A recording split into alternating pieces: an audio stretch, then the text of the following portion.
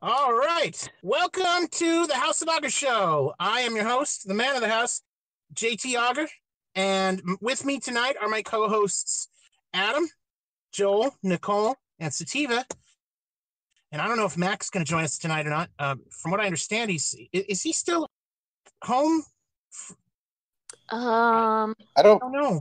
I I don't feel like know. that's in November. It Yeah. is, isn't it? Do you It's in mean, November.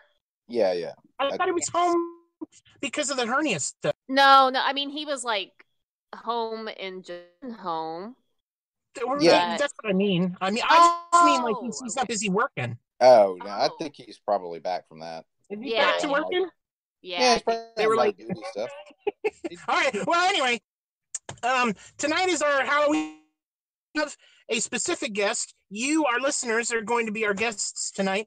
We're going to do a roundtable tonight, and just talk about all kinds of Halloween scary stuff, and ghost stories, favorite scary movies, and whatever fits the bill, I guess. And show disclaimer as usual. This is not a family-friendly show. I'm going to curse and tell rape jokes, and some of you might get raped in the process. So if you are a minor, please leave, because I don't want to go to jail. 15 to get you 20. And also, if you get offended, you might want to leave, because those are the people I raped first. So, real, totally not Halloween related. I just found this out. What's his name? Who's the guy who made George Lucas? His wife, back in '77. I didn't know this. She got, what is it? An Oscar, right? Is that the movie thing? Yeah. I always The mix them up. Oscars, The Oscars is the movie thing. Golden Globes. Emmys for best- TV, Oscars Right, for right. movies, Okay. Tonys for So plays. Oscar. Grammys for music. She got an Oscar for best film editing for Star Wars back in '77, and George has none. He's to this day 0 Oscars, and it kind of makes me wonder if that ever came up during an argument at the dinner table. If he was like, "Look, bitch, I fucking bring I'm the one who puts the food on the table," and she's like, "Yeah, well, who has the Oscar?" Your IP Yeah. might have been worth $1 billion to Disney, but I have more Oscars than Ain't you. shit to me, motherfucker. How dare you talk to me like that, motherfucker? I got an Oscar. What do you have? How many Oscars you got? I don't have shit. I don't give a fuck what you say. I don't know why he married a black woman, but I know, apparently he did. In my scenario, his wife is black. Maybe that's why he made that. He was so excited about making that movie about the black pilots, Red Tails. Is that racist? Maybe that's a little racist. It's, It might be Ghost. just a smidge. Yeah. You know what? The movie wasn't bad. I I like didn't black see it. pilots. Hey, that reminds me of a joke. What do you call a black pilot? Oh Oh, God. God. What? A pilot, you racist fucks! Jesus Christ! None of you fucking got that? Well, it's We're you. the problem. It's Totally. you, Josh. Y'all are some racist motherfuckers. Yeah, we're the problem. Anybody got plans for how tomorrow? Nope. I'm actually taking the day off work and closing down the shop so I can go hang out with my. Right. Cool. I was just gonna ask if you're taking your kids out. Do they still do? Is that still the day?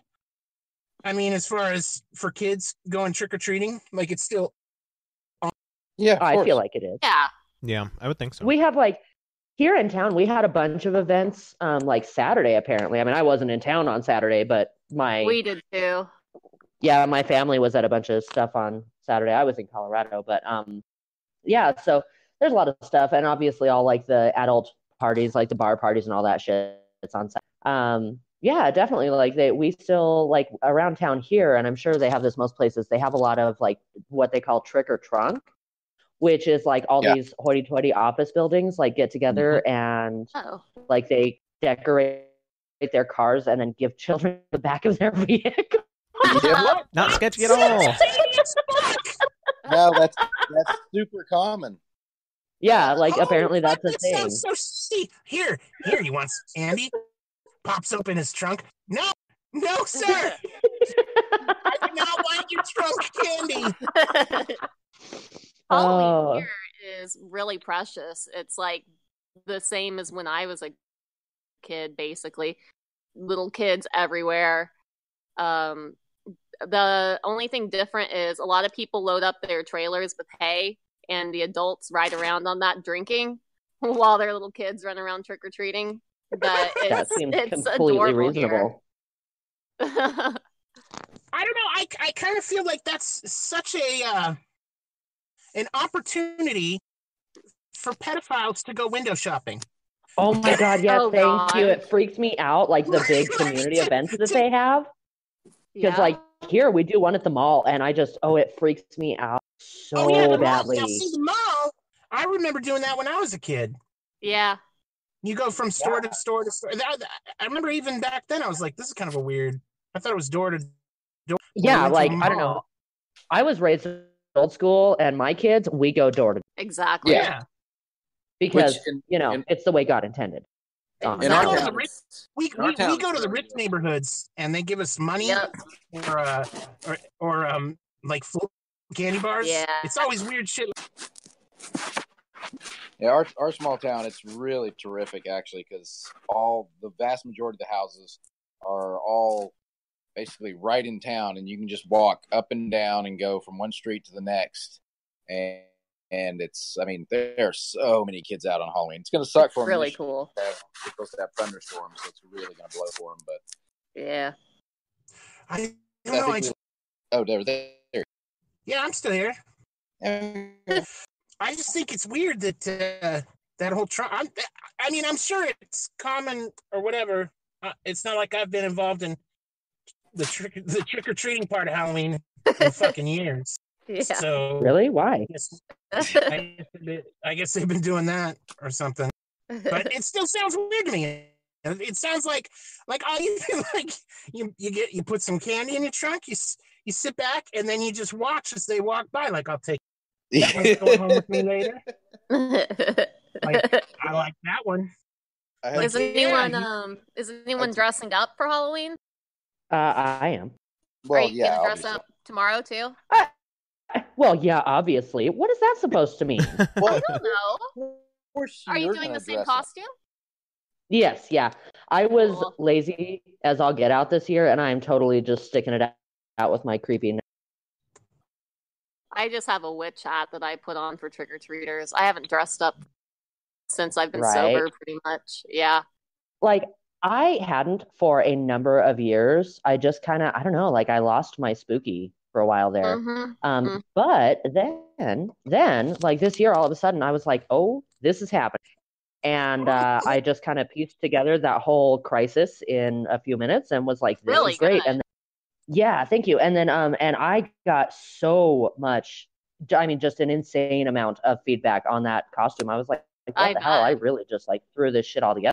And like when I went to Colorado, everybody there was shitting a cat. And I'll tell you, in some of the videos from the event I was at on Saturday, I look creepy as shit. And I think Yeah. I think I might have to whip out the nun anytime we're doing suspension because it is strangely appropriate.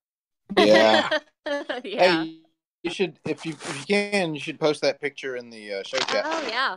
Oh yeah, I guess we're all talking about stuff. And Yeah. Hang on. Oh, by the I'm way, getting there. Josh, just wanted to. I was looking up George Lucas and his wife, and apparently he likes chocolate because the one you were talking about was his first wife, and Right. she didn't win the Oscar, and because she won the Oscar, he divorced her, and she never worked. Seriously? Yeah, she never. He was that Wait. jealous? He really divorced her because she won the Oscar? Oh well, I don't know that. I'm just saying that he did divorce her. Oh, okay. So it's just speculation. Sometime in I sometime in wanna the believe that 80s. so much. He divorced her sometime in the 80s, and then she doesn't have a single film credit after that because she worked solely on his. Yeah. But then he married another just in 2013. He married another black businesswoman from Chicago, I think. Wait. Was his first wife black? Yes. Son of a bitch, I nailed it. Yeah, I fucking nailed it. I just assumed you knew. No, I fucking made that shit up. I didn't know he fucking actually. Dude, I wonder if that really is why he made red tails. Like he had her in his ear. Like you better make some pro-black shit, motherfucker. If you're gonna be, you better prove to me you love me. I always wonder about. Have you ever noticed that? How, like, the most militant black women seem to always be dating a white boy. And that's it's always curious to me, like, why? How does that work? Is it because a black man won't put up with your bullshit like that? Like it takes a milquetoast white boy, like, for you to fucking be able to, I'm doing this and this is what I say and you better listen to me. Like, no black man, he's either out the door or he's smacking the shit out of you. Like, I'm just saying. Well, white boys got to get their street cred. Right, the only milquetoast black men that I know of are gays, gay black men. Right? Like, even then, they're like hardcore. They're like, pop me in my butt cheeks, motherfucker. Like even the black gay guys are kind of macho. I don't know. I'm not gay, so I don't really know. Mm-hmm. Lucas is worth $5.5 billion. Fucking hell. That's obnoxious. Dude, he fucking made Star Wars and Indiana Jones, two massively. I mean, sold it to Disney. Yeah, for a lot of money. Dude, Disney's a monster. I keep getting this sidetracked from Halloween and back to George Lucas. He's a fascinating guy, though. He is. You know what fascinates me the most is that fucking neck. That goddamn neck of his. Yeah. He's got that frog neck. Yeah. Robert. Like, it's like a boyer.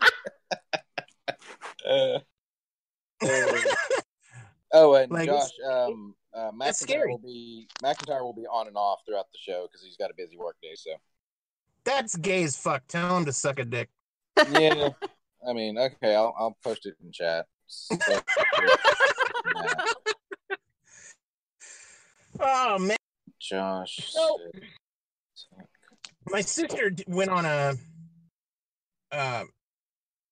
she did a month-long marathon of watching old scary movies, not with the intention of watching movies that would hopefully scare her, but with the intention of watching movies that would be so bad that they would be entertaining, like so bad they're good.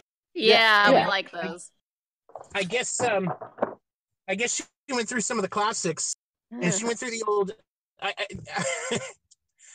It's been so long since I've seen most of those that I don't know. I forget a lot, but she was reminding me of some of the stuff. Like she was talking about the first movie. Yeah. Yes, I watched it last night. I guess when he's a kid, he stabs his sister in the tits. Yeah. Stand there like he's got this fake ass fucking knife, and he's just standing there in his clown outfit, and his mom's like, "What did you do?" Wow, no. And then they just stand there and stare at him for like fucking 30 seconds. Like, don't freak out or nothing.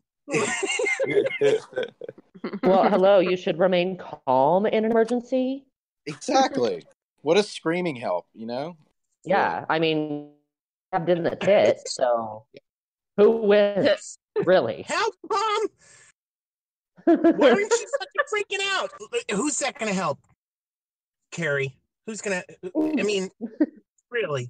So, just to let all the listeners know, if you have, we're gonna be talking about ghost stories and movies and encounters with weird or spooky shit. If you have anything that you would like to add or a story you'd like to tell, let us know in the comments, and we will happily. Either you can post your story or whatever you want there in the comments, or if you would like to be unmuted and join us and tell, please do.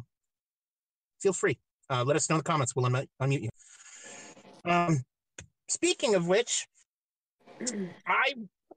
I recently watched what is it called? The House Haunting of Right, Haunting of Hill House. Yeah. Yeah. I was, they hyped that up too much. I felt like, No, I loved it. Oh, don't get me wrong, it was good, but there was some article that the thing that turned me on to it was somebody was saying people are passing out and vomiting from this, and I'm like, oh well, God, give me a break. Nobody ever. It's not. No. No. God. So I was waiting for that, and I didn't pass out, and I didn't No. vomit, and I was really disappointed. So, but it was kind of curious how they kept elements of the original storyline. Mm-hmm. Now, Yeah. And the house looked really. They really did a good job on the design of the house, Right. the decor. Yeah, it was cool. The ambiance and the environment, like the that's the ambiance. Yeah, it was amazing. Yeah, it really was. It really was. And I remembered there were certain elements, certain parts of the story that they kept too, like the groundskeepers, the female groundskeeper with her like in the night, in the dark. I remember that from the old movies too. And the staircase, the wrought iron staircase, like they kept solid elements and then just reworked certain parts of the story to kind of refresh it, I guess. Yeah, to make it, for one thing, to make it a lot longer. Make it into a series rather than just a 2-hour movie. And I've never seen the original movie version. I only saw that god-awful one with Liam, which was just absolute garbage. Was Liam in it?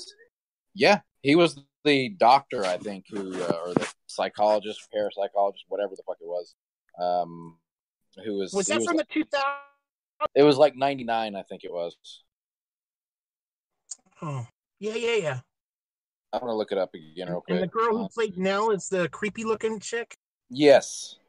The Haunting is actually what it was called. Liam Neeson. Oh, yeah. Yeah, that Catherine was bad. Zeta-Jones, Luke Wilson, Lily Taylor. That's the girl. That was Nell. Yeah. She played Nell.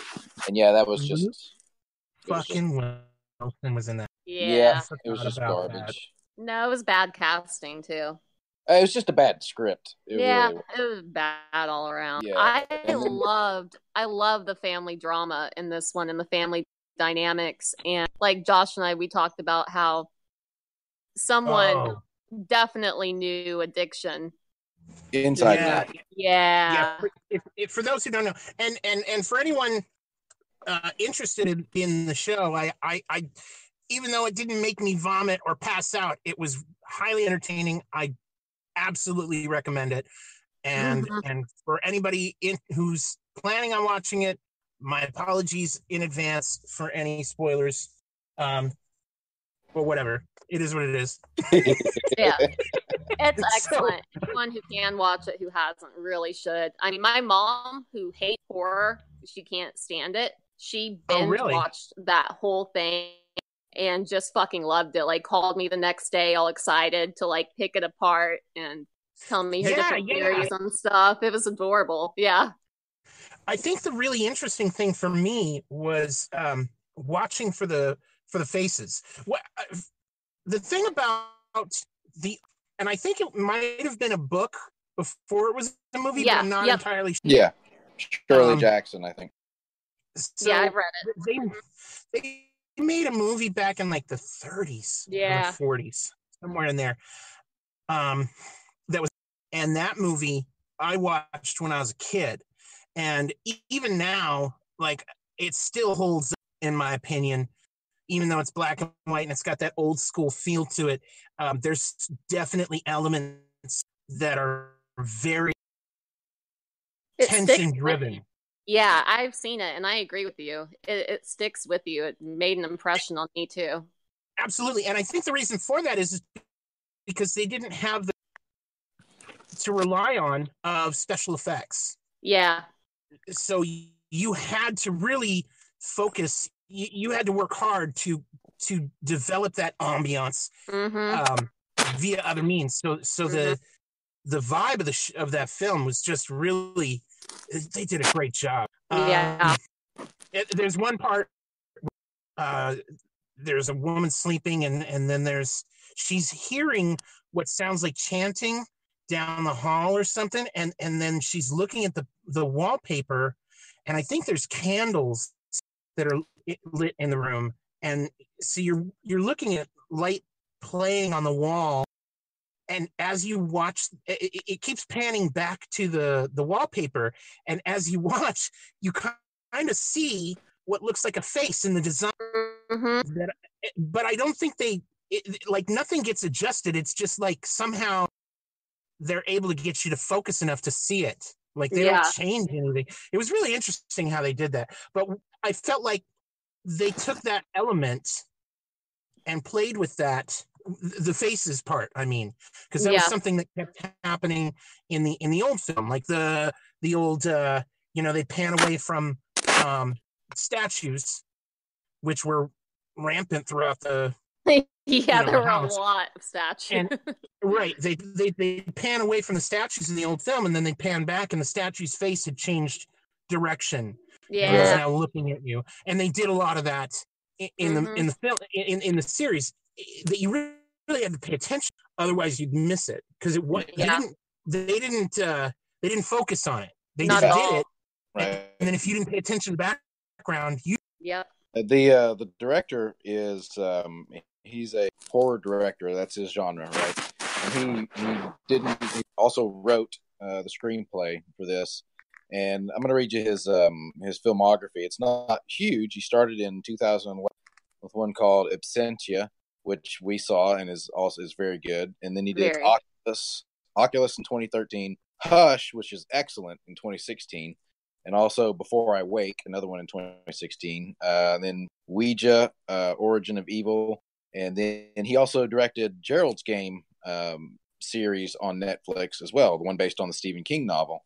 And then he did The Haunting of Hill House. And when you go through, because I think we've seen everything but Gerald's Game, and he has gotten, I mean, he's always been good, but he has gotten so much better in his technical ability as well. Like in episode 6, I didn't even realize it until after I was reading a review about it. Episode 6 is actually a series of, I think it's 20-minute shots.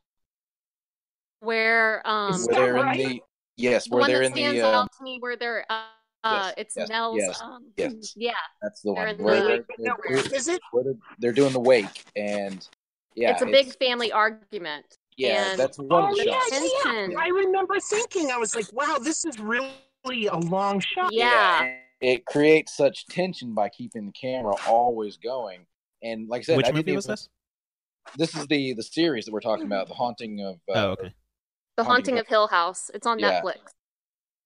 And it's really, I didn't realize, we knew that particular, when they're having the heated argument, we knew it was a long shot. But after I was reading reading the review, the guy was like, yeah, this is like a series of extremely long tracking shots. And it's so brilliant the way he does that. Yeah. Pulls it off, and you don't even really realize it, except that the tension, because it's a continuous shots like that, really, really, really builds the tension to, even though it's mostly a talking and they get the occasional, scare in there, it was so great. That episode. That episode made the whole series. Yeah, it really did. But it's one of those, I will have to go back. I want to watch like just that episode, because it's right. Tracking shots like that fascinate me ever since seeing Goodfellas for the first time, and that the tracking shot scene where Henry Hill's going into the restaurant, and how amazing that kind of shit is. And I really want to see that. Have you guys seen Children of Men? Yes. Yeah, because that's another movie with like 2 absurdly long like action sequences, like full on scenes that are just like zero cuts whatsoever. And that was actually the first film to attempt that. Yeah. Oh wow. With an action sequence. Right. Well, eventually, if I remember correctly, it's essentially like a series of 2 or 3 long shots. No, No, I don't. No, the movie has like normal cuts, except for Right. these 2 scenes that are like 10 minutes long Oh, is without it any just cuts. 2 scenes? I thought it was the whole movie. No, it's not the whole movie. No, They probably made such an impression on you. That's what you Right. remember. Now there is a movie that's actually a single shot. What movie? You've seen it, babe. I had ran it. It's called Russian Ark. ARK. Oh yeah. And I found it because Roger Ebert was alive. I used to love his reviews. And That's impressive. it was they did the third take was the one that did it, and it's well over an hour long, and it was filmed in what's now a museum in Russia. I think it was the Winter Palace, but don't quote me on that. And, I think we looked it up. Yeah. Yeah, and what it is it starts off in it's a single shot once it gets after like the initial setup shot or something like that, which is in modern times, and then it starts going. It starts at one end of the Winter Palace and moves through, and as it moves through into different rooms and whatnot, it also changes the time in which it's taking place. So it's going from up through and past into the closer to the future. Yeah, that's fucking crazy. It's not the most script wise stuff like that, but just what they accomplished with it is just simply astonishing. You would swear that it would be impossible to do that because there were literally hundreds upon hundreds of cast members who were doing this, including this giant ballroom scene. Yeah. 200 people in this room all dancing. They have to dance around the camera, and it's moving and going up and down and through the ballroom. That's crazy. Yeah, if you haven't seen it, you should. It's really cool. Remember in what's the Adam? What was that movie called? Children of Men. Yeah. One of the sequences is an action sequence, isn't it? And like he's running through a city where there's like a war. Basically, he's running like through a war zone. Yeah. Yeah, and that's the longest one, and it's over 6 minutes long. I have it pulled up right now. Like, oh wow. The longest. There's several single shot sequences throughout the movie. The longest 3 are 3 minutes and 19 seconds. 4 minutes and 7 seconds, and then 6 minutes and 18 seconds. And that's the one you're talking about, where he's walking through the war zone. The second longest was like the ambush in the car. See, I knew there were 3 sequences, but I guess somewhere along the line I changed it in my head that was what the movie was. No, it was. That'd be really difficult. Another brilliant tracking sequence like that with action is from first season of True Detective. With Matthew McConaughey when he's how fucking amazing was that? That not amazing? I watched that on YouTube not too long ago because somebody was talking about it, and I was like, "Ooh, I gotta fucking look this thing up again." Oh my god, incredible! God damn it! I've watched that all the way through twice. Yeah. I need to go back and see it again. The feel to that movie is just so heavy, and there's just definitely that element of mystery, and even watching it a second time, it doesn't go away. Like there's just this dark, preternatural, mysterious, vibe to it. Yeah, God, it's such a fucking, and I love Rusty Cole. I fucking love that character. Yeah. Oh, who doesn't? Come on. You know who should be here tonight is Cameron. With his movie knowledge of horror movies and his passion for them. He's our movie guy. That's right. I know. Cameron. Why do I not know that name? Cameron Collier Scott. You know him. Oh, yeah. Yeah. The comics dude. Yeah, and he does his own thing on YouTube, like reviewing and picking apart horror movies. He's like the horror expert. Yeah. I saw one of, that's right. I remember him posting something in the group. He posted in the group. He wanted some views, so he asked. He shared a few times, but he loves horror. Yeah. It was funny.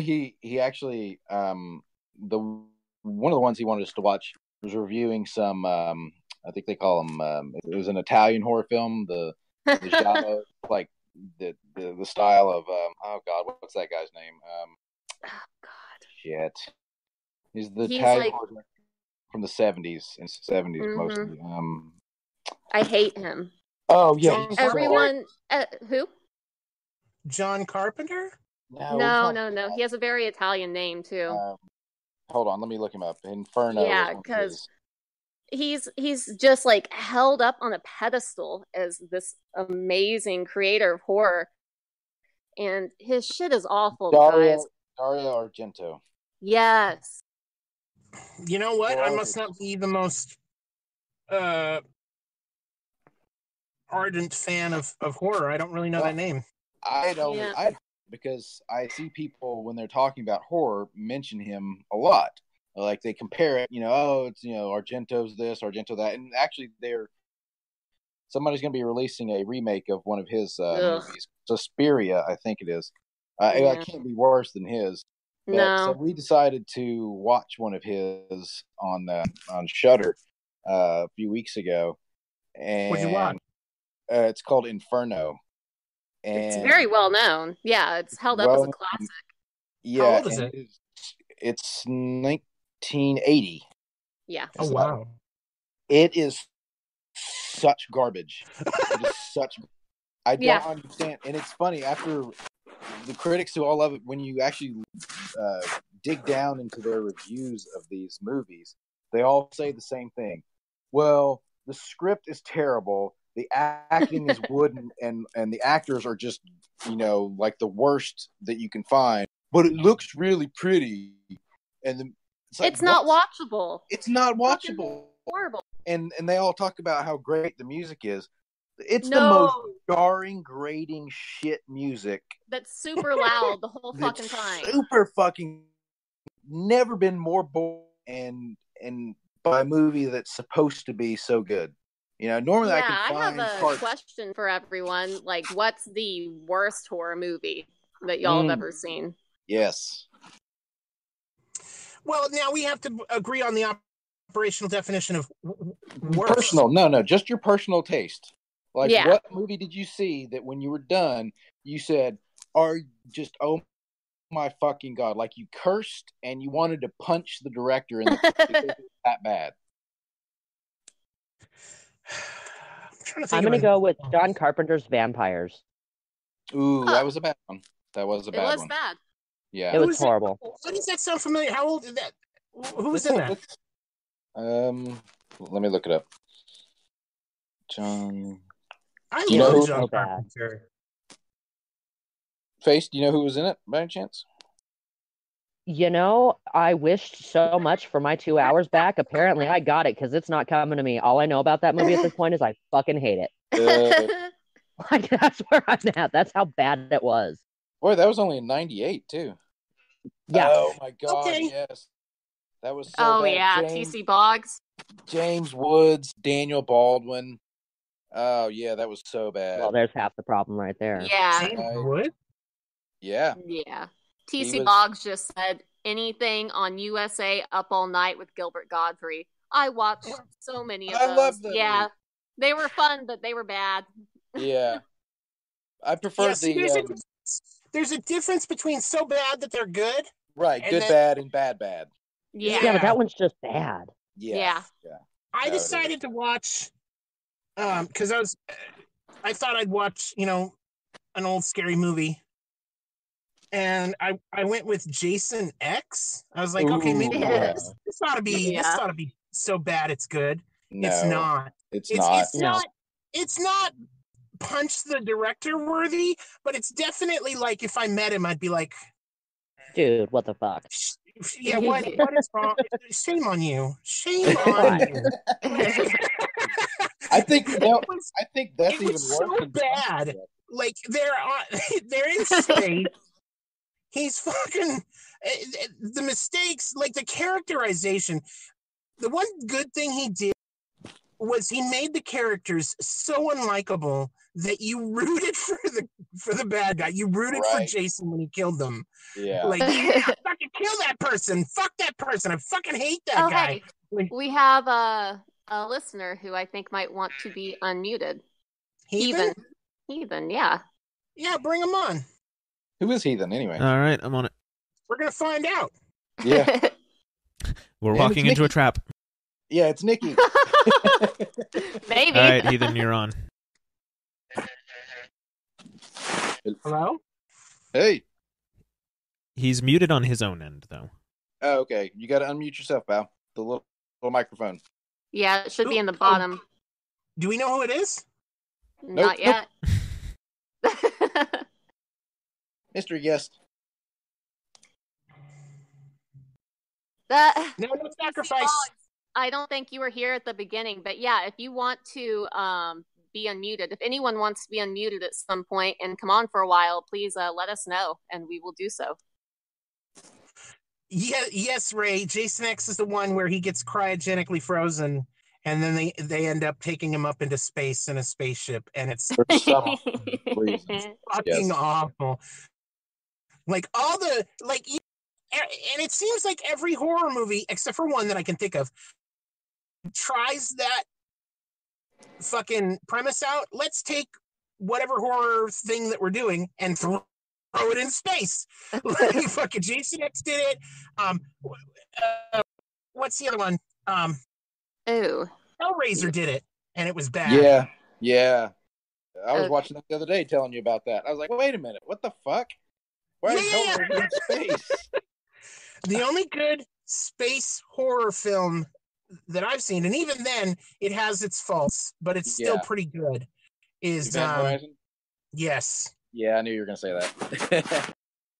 And yeah, what did you say? Event concept. Horizon. Yeah, Event Horizon. The concept and the story are really only held back by the inabilities of the technology. Like they didn't have what they needed to really present what they were trying to present, in my opinion. Like the special effects just in other words, their imagination was too big for what they could actually do. And it would have been help. Yeah. Because to be honest, it's a very Elder Gods dark, HP. It's a Lovecraftian style. It's that style, and I'm an avid fan of anything Lovecraftian. What's that one fucking movie? At the Mouth of Madness with the guy from fucking Jurassic Park. In the Mouth of Madness. In the Mouth of Madness. Yes. All right, we got sound coming from Heathen. So. Oh yeah. Who are you, Heathen? The movie is In the Mouth of Madness. Yes. Yes. Who are you? Hellraiser 4 Bloodline in space was awesome. Jason X sucked. Leprechaun in space sucked. Nightmare on Elm Street is the only one that has not gone to space other than fucking Chucky. I know who Ethan is. That would be the husband. Oh, that would be. Yep. I thought that was you by your picture, but I wasn't sure. I will have you people know I'm banging my head against a wall trying to figure this shit out on how to talk. Discord's frustrating. You know what? Now that he mentions it, though, I really want to fucking see that. I want to see Chucky in space. No. Stay the fuck out of space. It is not a place for horror films to go unless you're Aliens or Event Horizon, which was awesome, on shrooms. That's fair. Everybody else stays the fuck out of space. Right. You can't kill people at Camp Crystal Lake when you're in space. Camp Crystal Lake is not in space. Jason does not belong in space. Michael Myers, by the way, also never been to space. There's a reason why those movies are awesome. Yeah. True. I mean, I'm going to have to agree with him on that one. One thing I will say, though, is I like old horror stuff, like the original Nosferatu, like 1932 or 1922. Amazing. Did you see, well, two things. First, Gurge, I don't know, whoever the fuck you are. Alien is horror. You there. Alien is one of my favorite scary films. That I saw that when I was 7 and I wasn't supposed to, and I loved it, and it terrified me, and I had nightmares for fucking ages. For Alien was not a scary movie. It was a documentary on not going to space.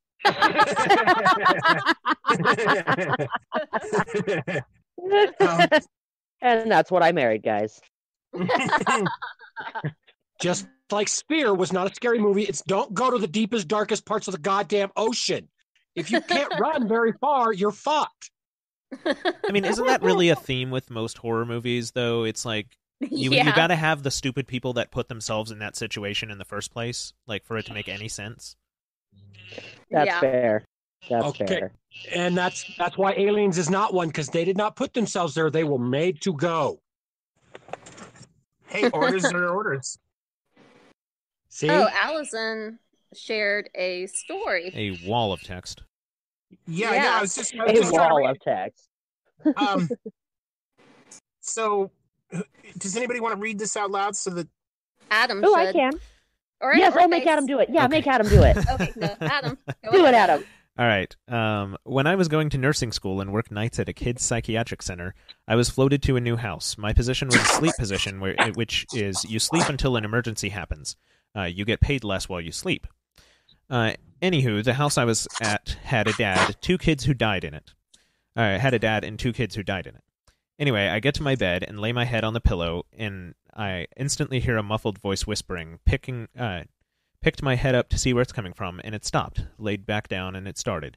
I must have repeated the whole pick head up, look around, hear nothing, and lay head down, and it starts again at least 50 times. After an hour of this stuff, I just kept my head down with hopes I'd ignore it. The whispering sounded like it started moving from one side of the room to the other. The last straw was where I heard it in my ear. I got up and was like, F that. I went out into the main part of the house with the other night staff. First thing out of her mouth was, let me guess, someone whispered in your ear. I was in shock. Shit! The staff then told me that a man and his 2 kids died in this house, and the kids are haunting the place. At this point, I'm thinking she's crazy, so I offered to help her with tasks since I'm awake. So we were talking while folding clothes. Then all of a sudden, this pint-sized shadow darts to the kids' room. The staff says, "Oh, that's the kid." And at this point, I'm frozen in denial. What was going on in my head was, crap, I hope nothing happens to the kids while I got to go back there, because they're just out of luck if I ain't going back there. I'm not looking for it, wanting to see it. All I want to do is continue believing ghosts don't exist. Man, never took another position there again. Holy shit. Wow. Sorry, I was reading that for the first time as I was reading it out loud, so sorry for stumbling. No, that's okay.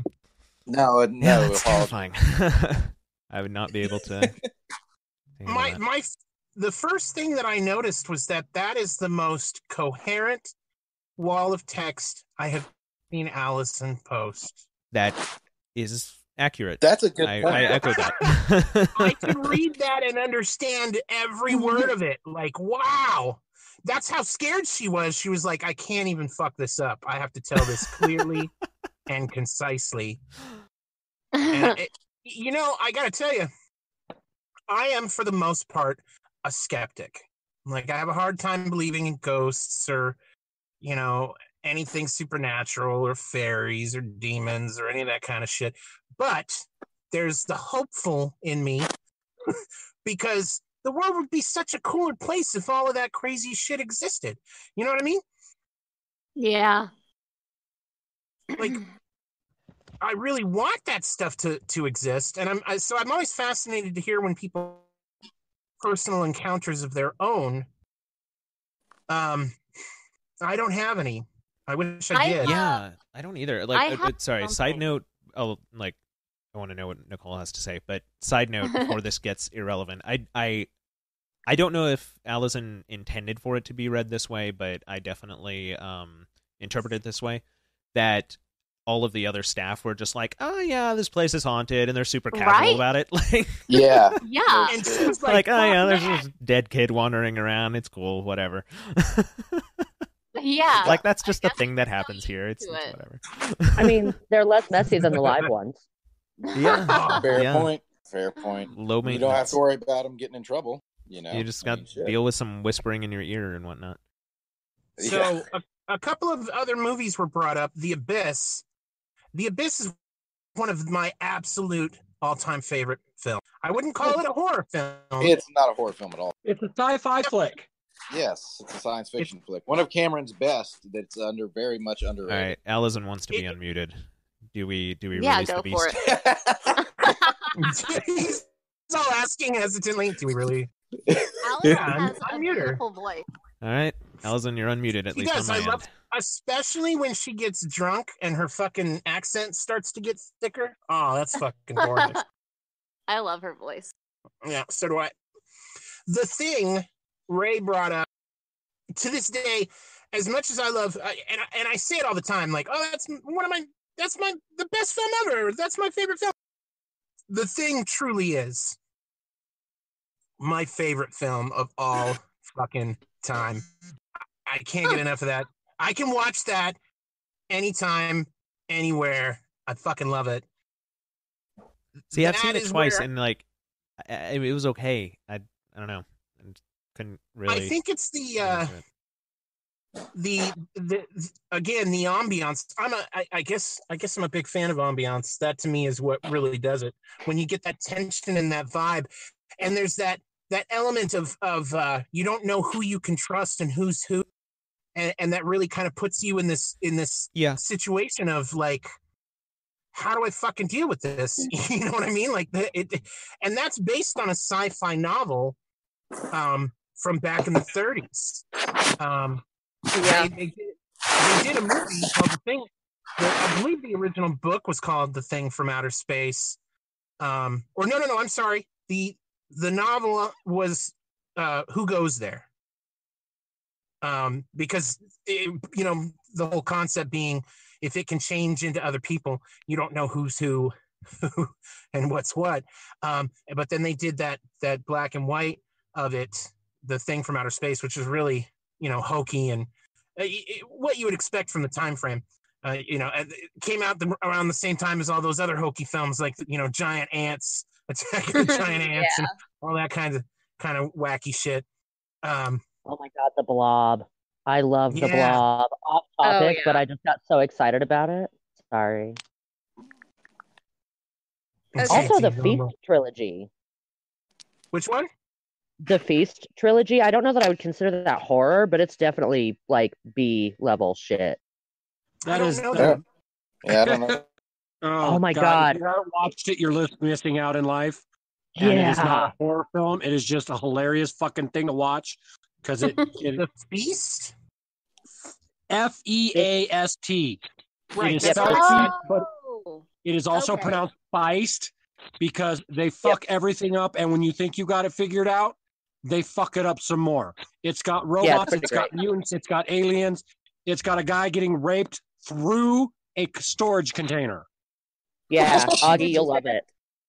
It sounds like my kind of film. I like the titles, too. They throw a midget. The titles are fantastic. The first one is just Feast. The second one is Feast 2, Sloppy Second. And the third one is Feast 3, The Happy Finish. Yes. That's terrific. It's pretty amazing. You got to watch it. It's hilarious. I don't know if those naming conventions, though, can ever compare to Sharknado 2, the second one. Trust me. If you watch Sharknado, then watch Feast, trust me, Feast will whoop Sharknado's ass hands down. I haven't seen either, so... Yeah. Okay, Allison, Adam? you should unmute yourself and tell us your other story. Yes. Yeah, she was waiting for a break in the talking, but that can be hard for us to all shut up. Yeah.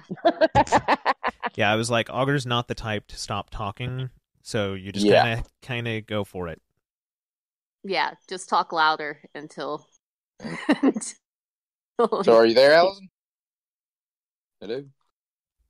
She's still muted. Well, God damn it, Allison. I don't know. She said she was waiting. I tried to help. I don't know. I don't know. Oh. Boo, Feast is not available. We'd have to rent it. Well, we can rent it. Can we rent it? Okay, well then we're going to rent it for sure. And I put the one that Ray was talking about, Dagon, also in our... We have to rent that one, too. Hey, we never got to everybody else's worst horror movies picks. Yeah. Showgirls. Did you say what? Showgirls? Showgirls. Absolutely terrifying. Oh my God. I've watched that movie so many times. It's horrible, but I have a strange love for it. I don't know why. You're I one feel of those suicidal every time I even hear it. So, anybody I else? just remember her going, I got this at Versace. Dancer. And he's like, it's God. Versace, you stupid whore. Yes. That scene literally killed me. The thing that bothered me about that, because that came out when I was like a horny fucking teenager, so it was all about it. I was ready for that shit. But then I saw her naked, and I was like, you're not... This isn't fun. This is not what I fucking snuck in here to see. And I'm kind of pissed. But you know what other movie I snuck into that was really good was is it Basic Instinct with with Sharon Stone, Michael Douglas. Yeah. I snuck into the theater. Me and a friend convinced our parents that we were going to go see some movie. I can't even tell you what it was. Right. And we had it all planned. We were like, yeah, we're going to go see that movie. Sure. And we got to the theater and we fucking went into we snuck into the God damn it, what's it called again? Basic Instinct. And holy fuck, man, that movie was so worth it. I'm sure the both of us ended up going home and just beating the shit out of our dicks. Yeah, absolutely. Absolutely. Okay, so if nobody else say what their favorite. Okay, Allison is unmuted completely, so I don't know if there's any. Allison, talk or get off the pot. I've never known her to shy away from anything, really. Maybe she's busy. She's not actually on her just lit up. No, I had a root canal, so like I'm high and then high off of pills and smoking weed. Okay. Are you doing okay? Oh, fucking hurts, but now I'm gonna suck it up. Okay, so so the other issues that we have with this ghost thing, I'm still in denial though. I don't want to see it. I don't care if they exist. I just don't want to see it. So I worked at a psychiatric center, and this time it was for older people, but this was a new facility that only dealt with the worst of the worst. And we had a nun. Yeah. We had a nun. Oh my gosh, it just creeps me out. So we had this nun who had this organic brain disease and dementia. And she's batshit crazy like everybody else. I mean, the staff, it was like 2 staff to 1 patient. Like, it's bad. Oh, wow. So, well, in order to get experience, you need to work at the worst places possible so that you can learn the most. Mm-hmm. At least that's how I've always. Yeah. And so this lady, she's really sweet, but she's, like I said, she was a nun and she was batshit fucking crazy. So it was around Halloween. It was, I kid you not, because I remember the decorations down the hall and it was just, ugh.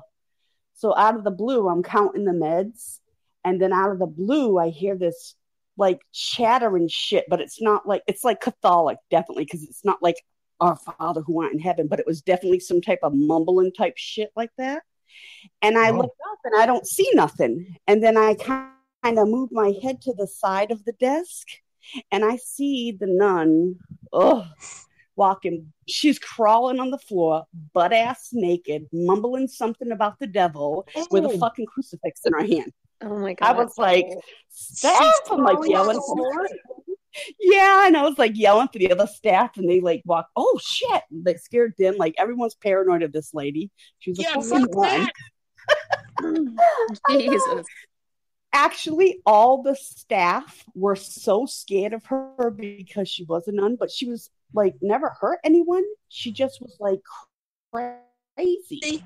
Yeah. But it was so that nobody wanted to deal with her. So the facility actually had to turn her into another spot. I think it was Arizona State Hospital is where they Oh, put her. that's Because sad. they were just, but we took all Arizona State Hospital's worst patients. Oh, wow. But she was so fucking creepy that we were like, nobody wanted to touch her because she freaked you the fuck out. and then the other one was at my friend's house. I had to babysit her son. And while he was sleeping, I was taking a shower. And we used to joke about this ghost in her house. And it was like we called him Uncle Joe, right? Just some random name. And nobody, like, I never saw him. So I was like, oh, whatever. Anyways, I'm taking a shower. And, you know, like those doors, I don't know, it's like an old kind of shower in a bathroom. You know, like they have doors instead of like a shower curtain. It's like shower doors. Yeah. So it's all steamed up. And then all of a sudden, you see smudge marks, like right in front of my eyes. And I'm like, open up the door. Nobody's there. I'm like, all right. Shit. Oh, wow. Yeah. I get out the shower and the kid was up talking to whoever. And I was just like, all right, you got to come home, take your kid, because I can't do this shit. I had my friend's daughter babysit for her once. And they had no doorknob because her son was a fucker. They had no door. They had no doorknob. It was a deadbolt, so you had to lock the door. So it wasn't like the door's going to creep the fuck open. You know what I'm saying? Yeah. Yeah. And my friend's daughter was like watching TV, which is right by the door, and then all of a sudden, the door just creeps the fuck open. Whoa. And the door.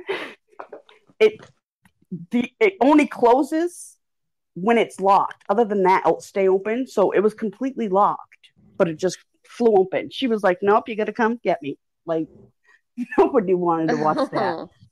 The kid was bad, but the house was even worse. Wow. You've had quite a few experiences. Yeah. Well, you're a nurse, right? So you're... But ghosts don't exist. Nigga, that's what I will tell you. Like, no, ghosts don't exist. Is that how you deal with it? Like, doesn't exist. That didn't happen. Absolutely. Complete, utter fucking denial. Absolutely. Like, if you don't feel pain, you won't see pain, you won't feel it. Hell no, I'm not trying to look for shit. Now, I'm not saying that 100% sure I'm right. I'm just saying I ain't never seen one. I ain't trying to see one. I don't want to see one. And if I see one, I'm looking away. I'm not fucking with that shit. Because them fuckers travel with you. Them ghosts, I won't even own. They don't exist. Shit. No, they can't. But I'm not trying to put myself in a position where they do fucking exist. So it's like, let me just step out there. I'm like, no. I don't want to see no horror shit. We see crazy shit at the jails all the time. What kind of crazy shit do you see at the jails? Hello? Hello? No. Do you want funny crazy shit? Sick crazy shit? Yes. All of the above. Oh, all of them. Okay. All of it. So, okay, crazy shit. So we have, they don't call you walk into the showers and see, like, gang rape? None. They never let the medical staff walk in the jails, technically unattended. The medical staff where I was at the infirmary. So it's not like what you see on TV, how it's like a jail cell and then their shower rooms. No, like, it's not like that at all. It's kind of, it's an odd setup, but it's like actually 2 rooms have 4 beds in it. Mm-hmm. And then the other ones are all separate, but like ISO, any type of quarantine, like isolation or quarantine. So, but the glass windows and crap like that. I mean, anywho, we've had women who are specials, which means prostitutes, come in and then complain about how they have these abdominal cramps, and then there's an altercation because they became violent, And so when we have to see her, then a doctor by himself, especially a male, can't perform the PAP. He has to have his nurse come with him. So on one, we had two situations. Like, I cannot stand a certain vegetable that to this point I'm not doing it. Cucumbers? So nope. Eggplant. Wrong again. So the first one was this, and you could tell that she was like, somebody that smoked so much like meth or crack, whatever the fuck she was on. Like, they smoke so much that you like, oh, I can see why she acts like that. She smoked herself retarded. That was that type of person. Oh yeah, permafried. Yep. So yeah, and so she turned around and she was like, oh, I've been having some stomach cramps. And I'm like, okay. So anyways, we go on to the procedure. The doctor gives her a pap smear. He spends the next like 20 minutes pulling these things out of her. And out of where? Well, her pussy. It's a gyno exam. Nigga, what do you think a gyno exam entails? They're going up, they're looking at her snack. Well, I didn't hear the gyno exam part. I guess I missed that. Okay, anyway. So she's talking on and on and on, and I'm like, okay. So when we hear more of the story from the guard is saying that she was caught and she was high, and she herself, I guess, mistakenly thought that her money roll was the bag of French fries she was eating. So she shoved the French fries. She shoved the French fries up her hoo-ha, because that's where all the prostitutes keep their money. They keep it rolled up and they put it in their pussy. Ugh. How did she? I won't carry cash either now because of this. It's just wrong. And you putting a bill or two in your mouth, and then you're like, nobody wants to see purple waffle, and that's what we were seeing. And it wasn't blue waffle; it was worse. Yeah. So, anywho, we retrieved them and come to find out they were McDonald's French fries.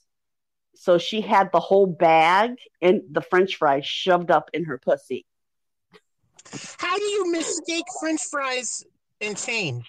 She was high. She was high when she got arrested, and that's why I said she's. I've done drugs. I've never mistaken. No, I understand that. Like, oops.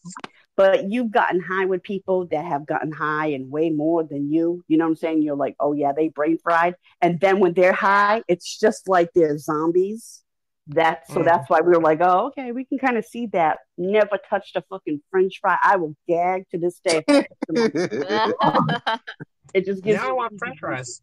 The second girl. Oh my god, the second girl. Oh, another prostitute, which they call specials again, was complaining of abdominal cramps. And then, of course, I get stuck with the same doctor. And now he's making these jokes. And I get it to laugh at this shit because I can laugh at anything. And he's like, oh, some more smashed fry pussy juice. And I was like, he would just start talking shit. And so I was just like, at least he makes you laugh, And we go in there and he's like, pulls the tarp up over over her legs. And he is literally sitting on the doctor's stool and instantaneously flies back against the wall. I look down and I drop the tray that has all the instruments that he needs. I drop the tray, frozen in fear, because what's coming out her pussy is like, oh, what the fuck is that? So what was it? She had a client. One of her customers seemed to like inserting things into her hoo-ha. So the last thing that was in her hoo-ha was a red potato. It started to grow roots. Oh. How the fuck do you walk around with a potato in your vagina long enough to let it start to grow roots? And what is happening inside of your vagina that is conducive to this? How much time did that take? What was her pH balance? Nicole is dying back there. Yes, my God, it is awful. So it gets worse. Oh. So that's just the potato. The potato's in there, right? But she's had it, and she's been in jail for 3 weeks. So I don't know how long it's been in her, but 3 weeks is how long she's been in jail. But what I was like, how the fuck do you go pee? Don't you wipe your pussy? Because these roots were growing out of her lips. God damn. Ugh. It looked like worms. It looked like worms crawling out of her pussy. I want to see this. I do too. I want to see. Yeah, we're all kind of morbidly curious. Yes. Yeah, trust me, I am gagging just thinking about it because it was like it already smelled. Oh, but it was like bad. No. And it was I mean, that's one way to get. I don't know if she drip dried. I don't know if she drip dried. Like I literally had a lot of questions in my head, but actually I couldn't ask them because I was like, don't you wipe your pussy? How gentle are you on your pussy wiping? Because I'm probably a little bit hotter than that. I could feel something there that's not supposed to be there. Like, is she numb down there? I was just like, oh my God. So I couldn't say nothing. And then about a week later, she's back jail. And I see her at intake. And I look down and I'm thinking, oh, she has a cute little ensemble on, which is the... So she has this ensemble on that is, it looked like Madonna. Like, what is that called? Like Material Girl, I think it's called. Like, it was like that. It was lacy and curly. Yeah. Okay. And they were like, she's breaking violation or something like that. They're talking about how they have to get clothes for her immediately because she's inappropriately dressed. And I'm thinking, well, I don't see nothing. It looked like she had like one of those. I don't even know what they're called because they never technically see them, but it looked like something like Madonna used to wear back in the old, like when she was like young. And I was like, why? She looks normal. She was wearing a black skirt with like pink ruffles, or so I thought. Come to find out, this bitch was wearing a tube top and making her ass clap in front of the guys' jails. So they had to give her Sheriff Joe Arpaio's pink fucking shorts. But I was like, well, how the fuck was I supposed to know? I thought it was an ensemble because she had black boots with pink laces. She had a black top with pink like things on it. She was like, using a tube top as a fucking skirt. Yeah. And I think it was the kid's tube top. Because I'm gonna have to show you. Hold on, I'm gonna look for this picture. I'm gonna look for a picture of the skirt so that I could. So I have a story on kind of similar notes, not to this one, but to your previous ones. Really? I do.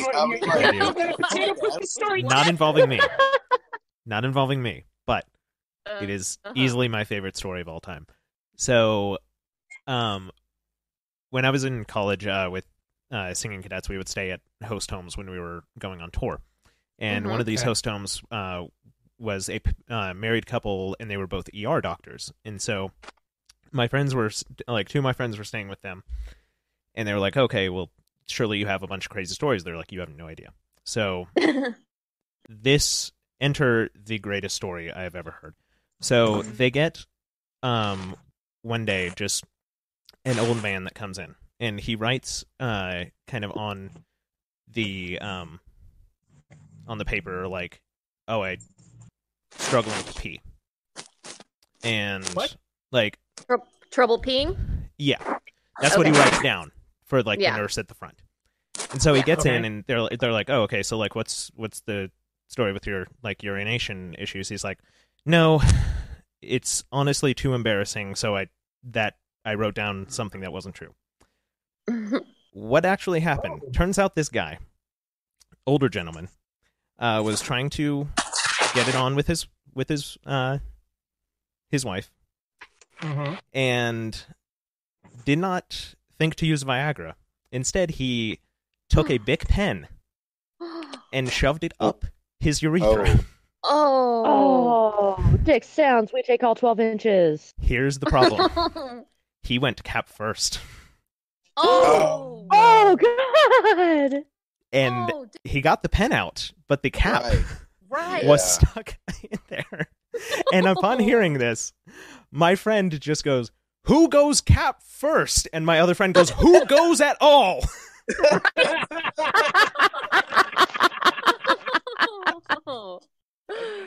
Oh my God. Oh. I hope So, yeah, they gave that's him the Cap a first story. prescription for Viagra and they discharged him. I would hope so. Actually, turns out the kicker was like after the like midway through the operation, an angry old lady shows up. Turns out the person he was getting it on with was not his wife. Oh.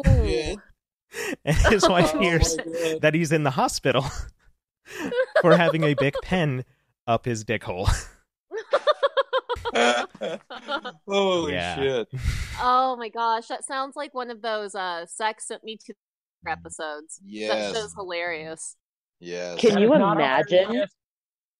Can you imagine being a fly on the wall for that divorce court? No, my Right. God. Damn. I would pay so much money to see that. Oh, I yeah. know. Oh my God. I just want to watch them take it out. I wonder if they had to fillet it open. Right? Ooh. I don't know. They Yeah, maybe. like No, they probably would have actually expanded the urethra and gone That's down in what there I'm with thinking. a long set of Yeah. hemos. I mean, I would, if I were having to get a large thing out of a urethra, that's how I would do it. It depends on how stuck it is, really, though. But I'm kind of fucked up, so I don't know. I don't I know. I mean, remember, pretty far up there, I would imagine. Yeah. Because like the entire pen was in. Right. God. I mean, I guess it would help to know how big this guy's penis was in the first Right. place, because that would Yeah. really give us, Yeah. An idea. Yeah. Mhm. How At least stuck the it length of a is. big pen. Right. I don't know what the exact length of those things are, but Honestly, the size of the dick doesn't matter. It's the size of the urethra. Urethra. Yeah. yeah. Exactly. Well, I mean, your urethra goes pretty far up in there, but I yeah. mean, I Can you just like. No, I Can you think you mean imagine having? the diameter. Can you of the imagine having like a dick that just had like it didn't have much meat on it, right? It was really thin, but the urethra was like a fucking tube size. So your dick ended up being Ew. like Like a wrapping paper? no, like the like the cardboard. Yeah, like the cardboard in a toilet paper roll. Right. Well, wrapping paper, like Yeah. Christmas present. It's you got a big old tube and just a little bit of wrapping paper around it. I love that this This conversation sounds is like- lowbrow even for us. Dude, you could. The benefits of that, like when you pee in a fucking public toilet, though, like Wow, you yeah. like you would intimidate everybody else in that fucking That's true. in that public restroom with their little tinkle. Fuck your tinkle, you faggots. Right, and you're over here pressure washing the urinal. But you would terrify every woman with. Yeah. Just imagine. Yeah. In my head, I've got an eye picture of this penis with the giant urethra, and I'm just like, fuck, that would be just. One thing I will tell you though, man, can you imagine the magic tricks you could pull with that thing? Holy Ooh, shit! good point. Yeah. Especially You could hide so Josh. many drugs up there. Yeah. The first thing I would do is dress it up and do a Dune cosplay. Yes, and that's exactly what I was thinking. Oh my the god, penis would be like a sandworm, a fucking Literally. sandworm. dude, that is exactly what was in my head. Okay, I'm really scared that we were thinking that. Better that in your head than a big pen. Yeah. Yeah. Oh my god. See, Hey, that big so- pen wouldn't do shit. No, it wouldn't. It would just tink tink right out the fucking hole. Hot dog down a hallway. Right? So I want to get Nicole. She wants to talk about her least favorite horror ever. Let's What are you talk talking about it. You talking about Toy Box? Yes. Yeah. I don't know this one. No, yeah, you I don't wouldn't. think anyone really knows it because it's like, I think we were just like when Blockbuster was still going through like pretty much all the horror movies they had, And this one looked 90s. good. Yeah, looked good, sounded good. Excited to watch. And Joel, do you even remember what it was about? I feel like watching it, you couldn't even tell what it was about. It's like they jumped around and made like multiple different stories that didn't connect, and then it didn't have a fucking ending. It had no ending. Yeah. It made me so angry. It was so bad.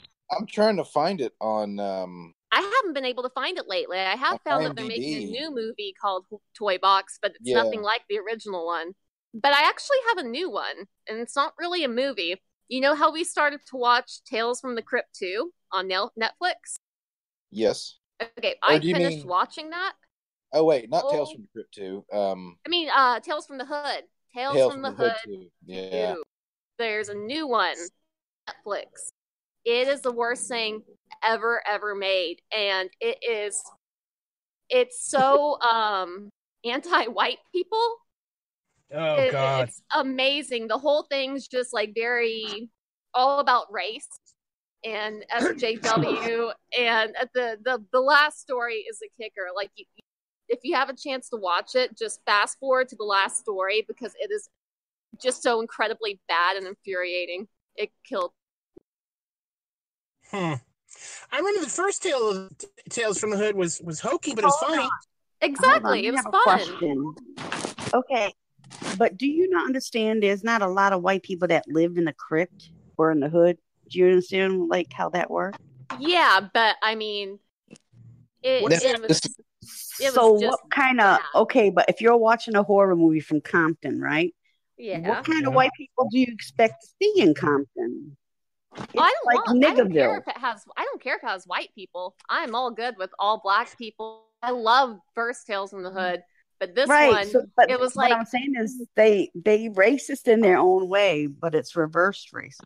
This isn't even. This is just pure racism. Actually, it's so yes, it is true. So over the top. Still goes on. It still goes so on. over the top and ridiculous. I can't stand when black people say white people are this. Now, if white people or what is it like? White people are crazy, or white people. Oh, you know how white people act. Now, if anybody who was white said, "Well, black people are crazy," or you know how black people act, the BLM and all the other retards would be all over the place. Oh, if this movie was switched around like race reversal, oh my God, there would be riots in the streets. Like, it's that racist. It is amazing. You know what movie You'd have that raisin cunt. You'd have that raisin cunt Maxine Waters walking down there talking about racism. Yeah, the first one, there's like this pretty white girl who gets pregnant from having sex with y'all know what gollies are? No. They're like those old-fashioned, really, really old-fashioned, very racist-looking little dolls. They're little black dolls, and they have like those big red smiles and big white. Yeah, like those little crazy ones I found at the thrift store in Colorado. I sent you guys. Yeah. Well, this girl, she loves gollies. She collects them, and it's a little white girl, and she's gonna go steal this golly from a black museum because she wants to add to her collection. Well, the golly gets life size, and they have sex together, and she becomes pregnant. And the ending is her belly bursting open and like dozens of little golly dolls popping out as she's screaming and dying. What the shit? It isn't the black proprietor of the museum like saying that's what you did, bitch, or some shit. Yeah. But that one was mild. That one was mild compared to the last one. The last one is crazy. Yeah. I have to see this. Oh my God. No, I don't think I've heard Augie laugh like that since he was a little girl. Jesus.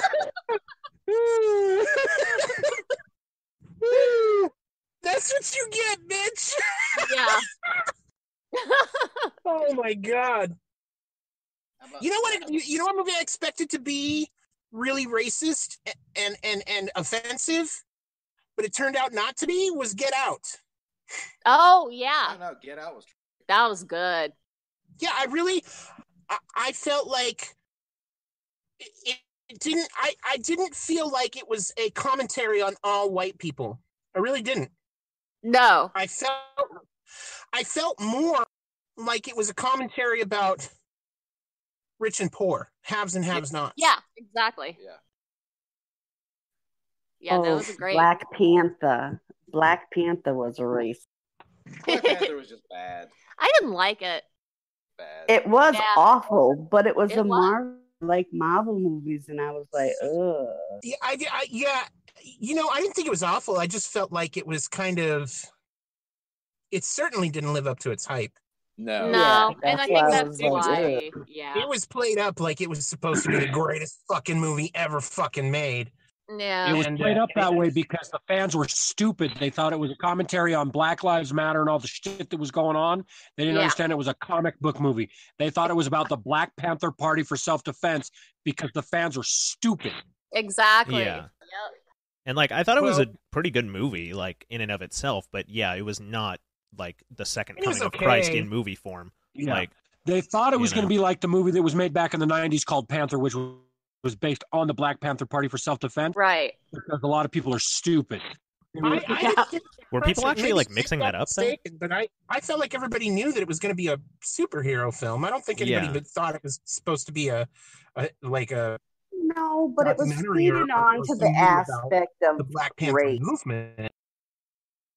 Well, the problem is they made such a big deal out of the fact that most of the actors in that movie were African-American based, and the only white ones that got main roles were Andy Serkis and the other guy from the Hobbit movies about walking and running and hiding.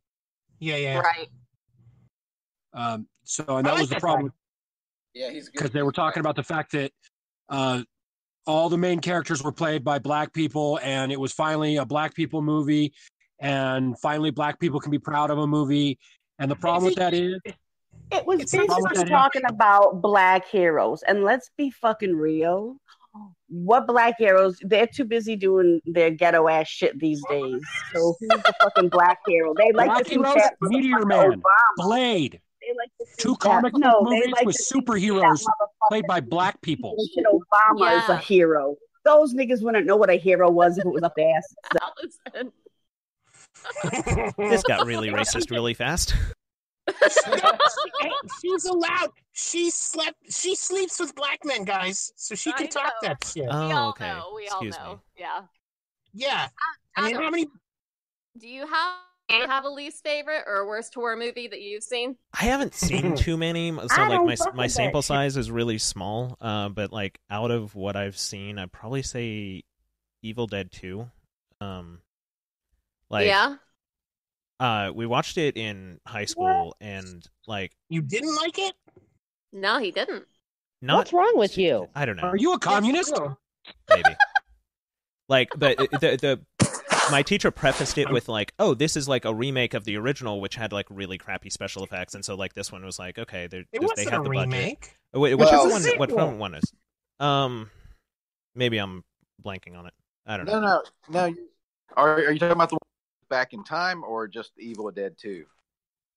Well, the one back in time was Army of Darkness. Right. Yeah. Army of Darkness was amazing. Yeah, Army of Darkness is way better than Evil Dead. And Evil Dead 2 actually is basically the same film as I agree. Okay. Yeah, I want to say they were three separate movies, though. Right. Two separate movies, but it was basically the same exact story.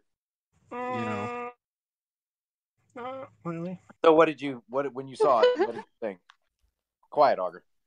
Now you guys talking about like horror movies, like some douchebag killer that is going around, or are you talking about like shit like The Exorcist? Because I love that movie. When it comes to religious, when it comes to religion, I ain't fucking with Amityville. None of that shit. I'm like, oh, it's a what? Oh, it's a religious movie? No, thank you. No, thank you. Like that bullshit movie. I'm about Mother. that life. No, about the mother. Talk about I see death all the time, but I ain't fucking with no goddamn ghosts. I told you, those things don't exist. As long as I lay eyes on them, those fucking things don't exist. You know, the Exorcist, still to this day, there has never been another horror film that has had the same reception that The Exorcist did. Yeah. When it came out, there were lines for blocks, and there were people who were running out of the theater. There were people passing out in the theater. Like that had a genuine effect on people where it literally scared the shit out of them. And no film has had that effect since. No. They had literal priests on hand for a lot of the viewings. Oh my bless gosh. the people on the way out. Not a joke. That is historical fucking fact. Wow. Yeah, that's because really people don't fuck with that shit. That's why. It's like religious, no, come on, we want to fuck. Listen, life is hard enough already on Earth. We don't need to be fucking with other type of universes and shit. Fuck that. Whatever's on the other side, nigga can stay on the other side. I don't want to see it. And when it's my time to go, I will be on one of the other sides myself. Fuck that. I ain't trying to fuck with other, I'm not trying to co-mingle with the ghosts and have them niggas coming with me everywhere I go. Could you imagine going to the doctor getting to pass me and you have a ghost fucking with you? Real quick, Ray says they made Evil Dead 2 because the director was upset that people thought the original was funny, so he set out to make it scarier and incidentally made it funnier. I think it's funny. If that's true, that's hilarious how fucking badly he missed the mark, because one of the funniest scenes in film ever is from I think it's from Evil Dead 2, when everything in the cabin starts laughing and he starts laughing and the fucking deer head on the wall is laughing and he's laughing along with that shit's fucking hilarious. No, the thing for me though was my teacher prefaced it with okay, the original had all these terrible special effects, they used oatmeal for the guts and everything, and because it was on that low of a budget. And he's okay, this one but he made it out this one had normal effects. Good the effects are still really bad. Yeah. That was the funny thing for me. I like low budget funny horror. Yeah, I mean, if you go in expecting that and embrace it, you can enjoy it. And the movie was not unenjoyable, but I honestly don't remember too much about that movie except the one scene that really stuck with me, where he's in the shed, and for some reason he sees that one tool is missing off the wall because it's been outlined. As if that's a thing that people do. Do you outline your tools with white paint? My dad actually totally did that. Wait, seriously? I have never heard of anybody doing that.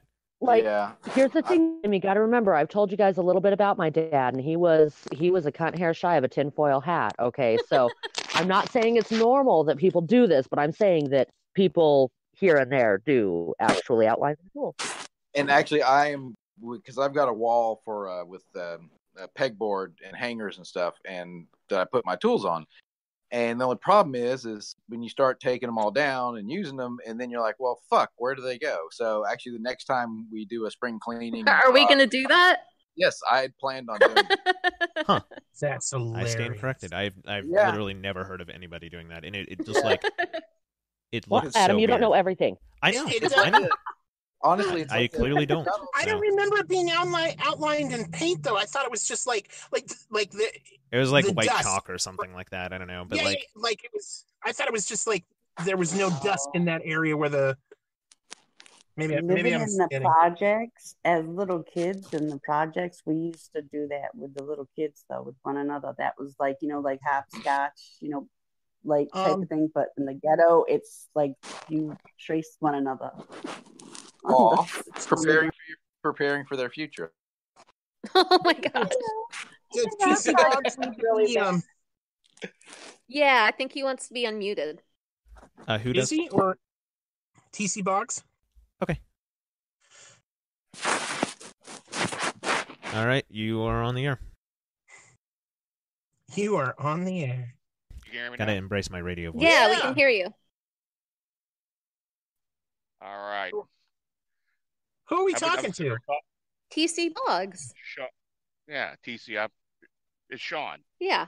Oh, what's up, Sean? Up. I'm sitting here talking. I'm like, damn, is this thing working? Why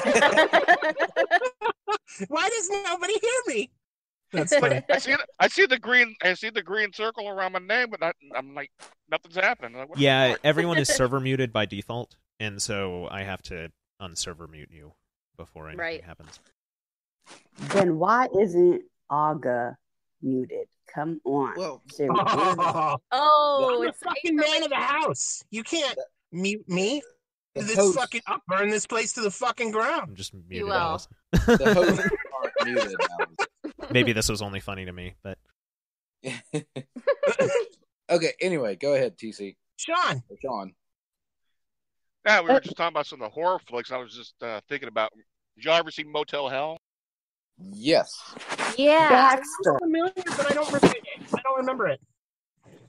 It's the guy that owns the hotel, and he's running around with a pig head on and a chainsaw. Yes. Mm-hmm. And he's burying the hotel guests in the cabbage patch in the back up to their necks. Yes. While they're alive, and he cuts their voice cords, so they can't yell while they're sitting there wiggling in the cabbage patch, and they got potato sacks over their head because they're being seasoned. Yes. That sounds fucking amazing. I need to watch it immediately. It's really good. Yeah, How old is this film? He was turning the guests to jerky. It was world famous jerky from this hotel. Yeah. That's fucking stellar. 1980 movie. Yeah, it's really cool.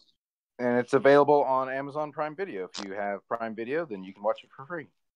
God, do you remember the old school horror films like fuck yeah. Like Critters? Baxter. Oh yeah. Baxter is a good movie. Ghoulies, yes. So I like the psychological Ghoulies thrillers and there was myself. Goonies. Oh Yeah. no, that's right, Ghoulies. Goonies is the one about the kids. Ghoulies was like a takeoff of what's the one with the cute little the Mogwai and Gremlins. Gremlins. It was like a Gremlin, bigger horror version of Gremlins. Oh, that was just cheeky. But Baxter is a good movie. Mogwai. You know who did the voice for that? No. Fucking what's his name? The guy from Deal or No Deal. Howie Mandel. No shit. Fun fact about Howie Mandel: he's a serious germaphobe and hates physical contact with humans. He won't shake anyone's hand. Nope. I don't know if you guys know. Hashtag same. What is his name? The Eric Andre show. He had Howie Mandel on there. I don't know if you guys know what the Eric Andre show is, but it's basically like a mock. Okay, so y'all know what I'm talking about. Yeah, the Adult Swim. I mean, he was a meme. Howie Mandel. Huh? Eric Andre show was like the whole like where the guy shoots the guy in the chair, and then it's like, who did this? Right. You know, like that meme. Right. Oh yeah, that was meme. popular a few months ago. Yeah. Like that's from you that still show. see it around here and there.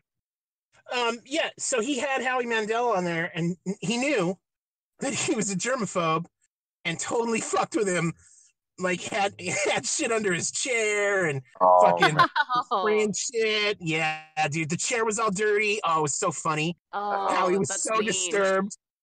That's what he did. Well, if you haven't seen the show, like, dude, YouTube the best of the Eric Andre show. It's fucking hilarious. Oh my god, the shit he does. I saw a bit of an interview on him, and he said that he started feeling that like when he was middle-aged or something like that, that he didn't have these issues when he was little.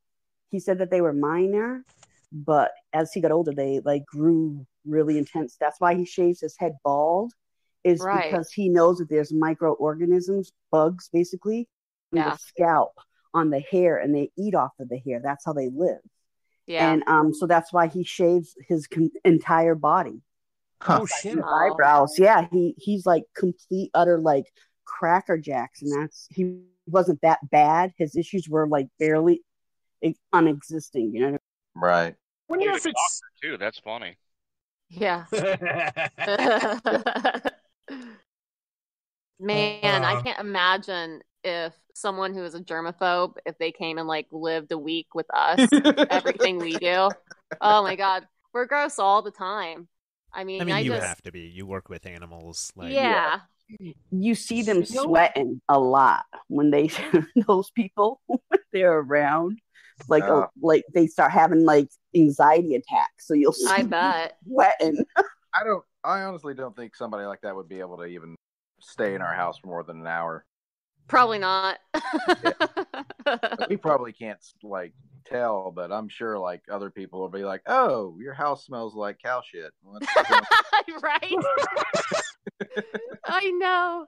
I clean the floor. I don't live that far from a farm. It smells awful. What's that smell in the morning? Like early in the morning? It's like an extra. No, it's an extra oomph to the car. You know what I think it is? Like, I think it's in the the dew. I think the dew moistens all the shit and just like makes everything smell so much worse. Because you're right, it is a lot more pungent in the morning. Yeah, it sounds like motor. It sounds like diesel and overproof. Like it sounds like a mix of diesel and cow shit. It's awful. It's just like it might be diesel and cow shit. I hope not. I live in dairy farm. Yeah, because I mean, and a chicken farm. Chicken farms smell bad, but pigs. I'm so glad we don't raise pigs. Oh my God. One of our dear family friends, that's what he did for a living. And I love the guy, but I couldn't stand being around him because he always smelled like them, no matter what. It was just in his skin. It was horrible. Yeah, pig farms are pretty epic. Oh, yeah. Pork is a disgusting product, so I mean... pork's the best. I don't really care. I just don't want to be around where they're making it. Right. Hey, did y'all ever check out that movie I recommended when you were looking for the movie Magic with Anthony Hopkins? Magic? Hey, can you guys hear me? Yeah, we can hear you. Hey, John. Okay. Yeah, so the reason it's going to smell worse in the morning is based on the air pressure during early morning and throughout the night.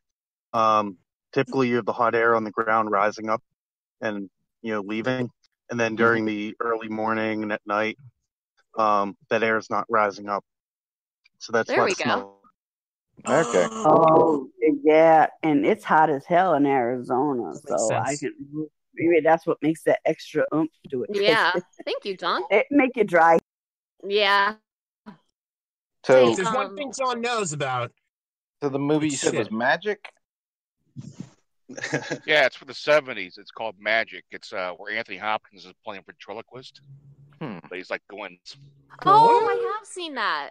And then, and then the dummy, his ventriloquist dummy, talks to him. He's talking to it. He's talking to him, and throughout the whole movie, you're trying to figure out if this thing's really alive or not. Yeah, I don't know if it's a horror movie, but there was one with I think it was Robert De Niro. That's it. There's it was Robert De Niro. I don't know the name. It was a horror movie, but Robert De Niro was in it. There were many movies with Robert De Niro, actually. He was. Listen, Robert De Niro was a psychiatrist who had split personality, who killed his wife and his daughter. It was like some weird shit like that. But it was he still got one daughter left, right? Yeah, it was like some fucked up shit, but it was, I don't know if it was considered like a horror movie, but a lot of people complained about having some, like more stresses in life of people. God, I forgot about that film. That was a few years back. Hello? Dario Argento. Yeah, I'd say psychological. Psychological thriller, yeah. Yeah, it is. Little Flowers in the Attic or Mommy Dearest. I love it. You know what movie I thought was good? Like, there's certain movies that you watch after the first time you see it, and then you're like, well, it's not as scary as I thought. But it hits you good the first time. And I guess this is true for some people and not for others, but for me, what was that? The Witch. What is that movie called? I don't know. Blair Witch Project. Okay. Okay. Yeah, that's actually the first time I saw that had it, because it was not. There was no film like it prior to it, so its effect, I felt, was fresh, and so like it definitely like it was unnerving. Yeah, it invented the found footage. Which of which course movie? The Blair Witch. The Blair Witch Project. Yeah. Which some people were like, oh, that didn't affect me at all. That was stupid. And I guess, for some people it was. And certainly watching it the second time around, the effect doesn't linger, but that first time, because it was unlike anything that had come before it. It was unnerving. I thought it was funny. I thought it was good. I was working at the bookstore, and a bunch of my coworkers, friends, and I, we'd go out to movies every Friday when they would come out, and we were all really pumped up for Blair Witch, and it had one of the first viral marketing before viral marketing was really a thing, and it was super pumped up. Everybody was talking about it, and we were all bitterly disappointed in it. Bitterly disappointed. One of the bigger problems we had was the crowd that we were with. It was opening night. There were a lot of teenagers and such there, and they pretty much ruined any tension. They always ruin tension in horror movies. And if you get the tension taken out of you with that kind of movie, which is a lot of stuff, you just can't get back into it. You really can't. Oh, that's the only way I can watch a horror movie is if I know the ending. Oh, really? Okay, that's just weird. What's way worse, though? What's way worse is every time we go to all the way through.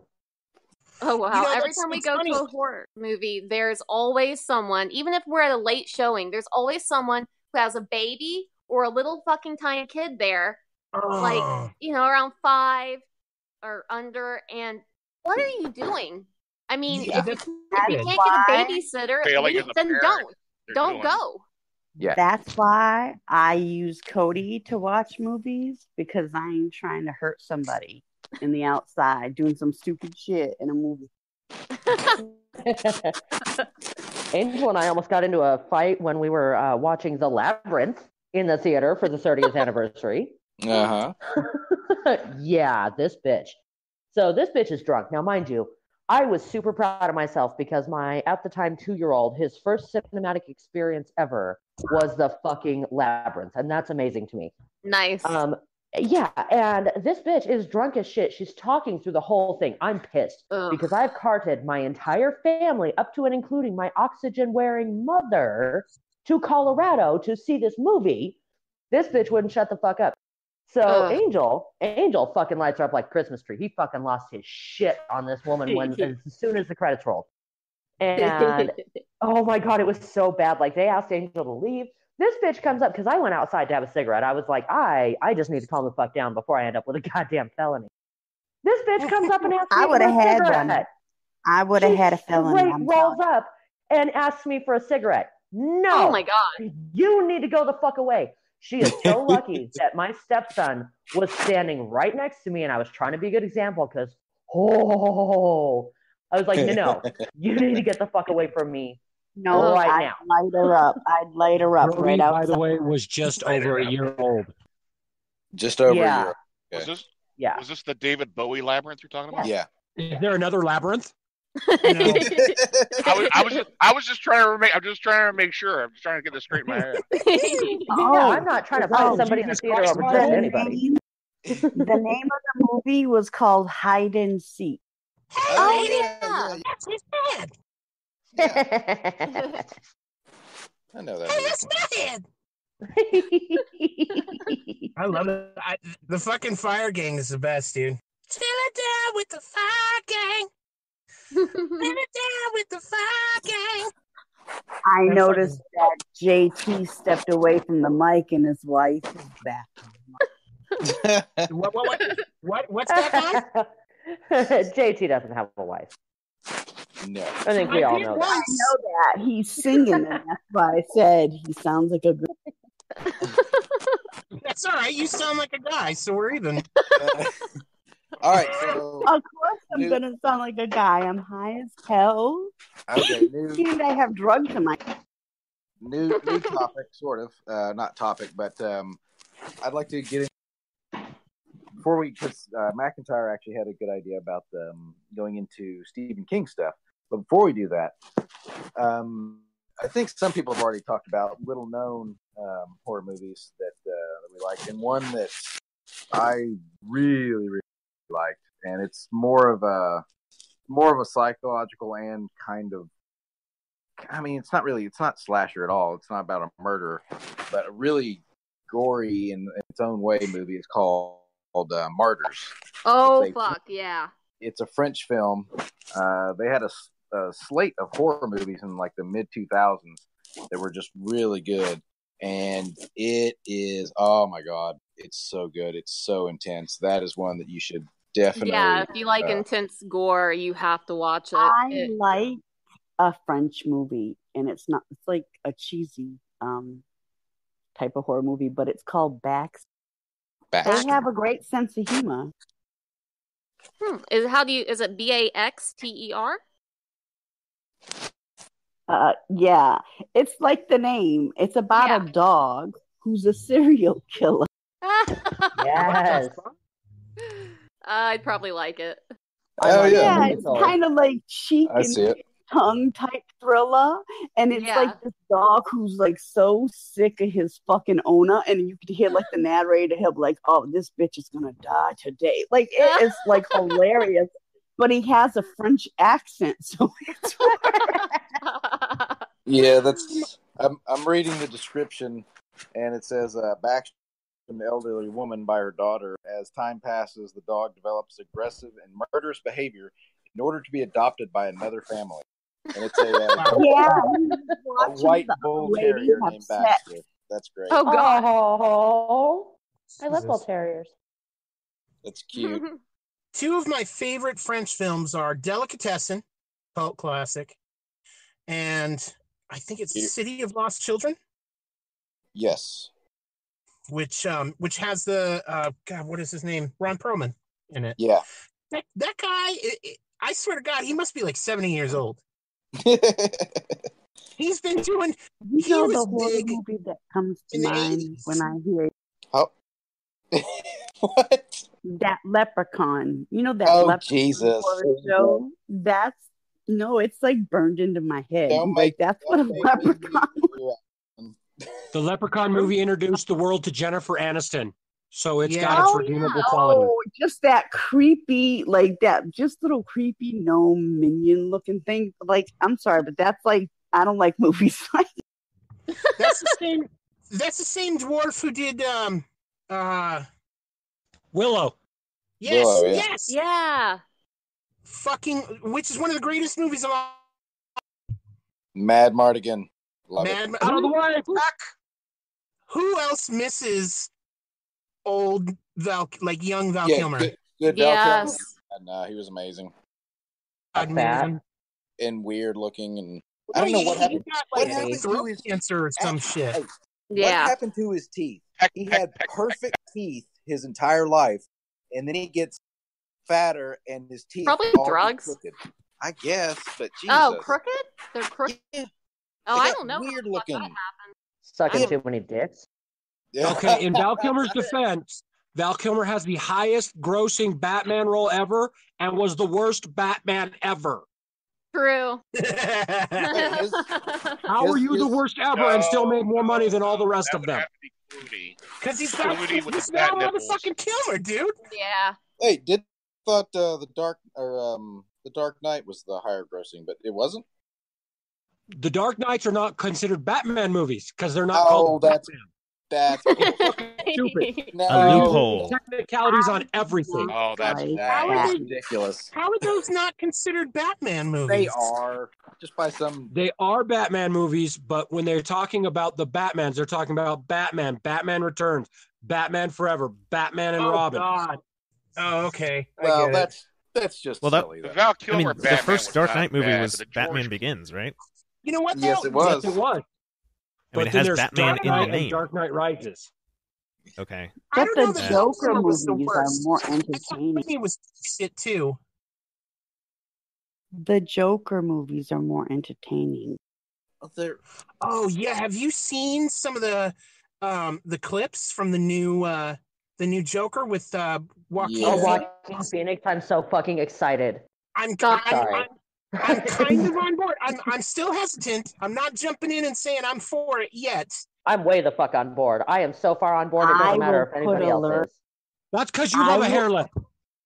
Yes, I do love that hair lip. I'd lick the shit out of that hair lip. Right? Oh, I'm right with you. I'll put an alert out. What the fuck? What's wrong with you guys? Cody posts movies sometimes before they come. Ah. No, he is. I remember the first time I saw him. Oh my God, I became obsessed with him. I love that hair lip. Nicole, have you seen 8mm? Yeah. Oh my God, yeah. Right? Yeah. The one with Nicole Kidman. The one called Yes. What? The one with Nicole Kidman. I don't remember what the fuck it was called. Oh yeah. But he was like a baby hair lip. Oh. Mm-hmm. I know. Mm-hmm. The wrong Phoenix died. Yes. No.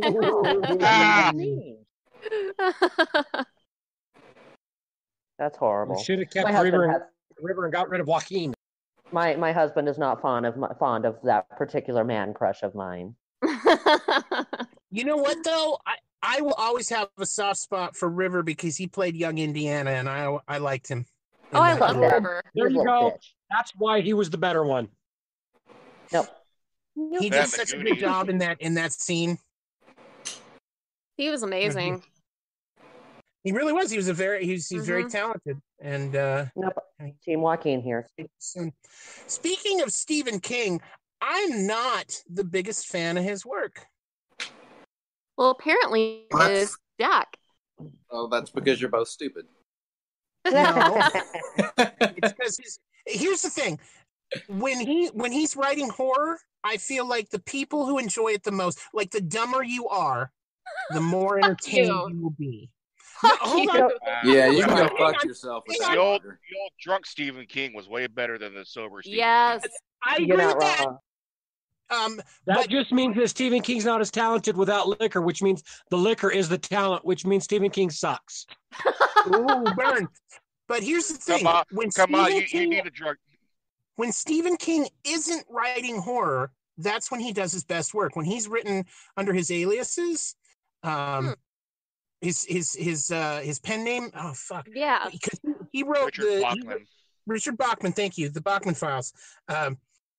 He wrote the Running Man, which of course you've got the Schwarzenegger film, which is nothing like the actual story.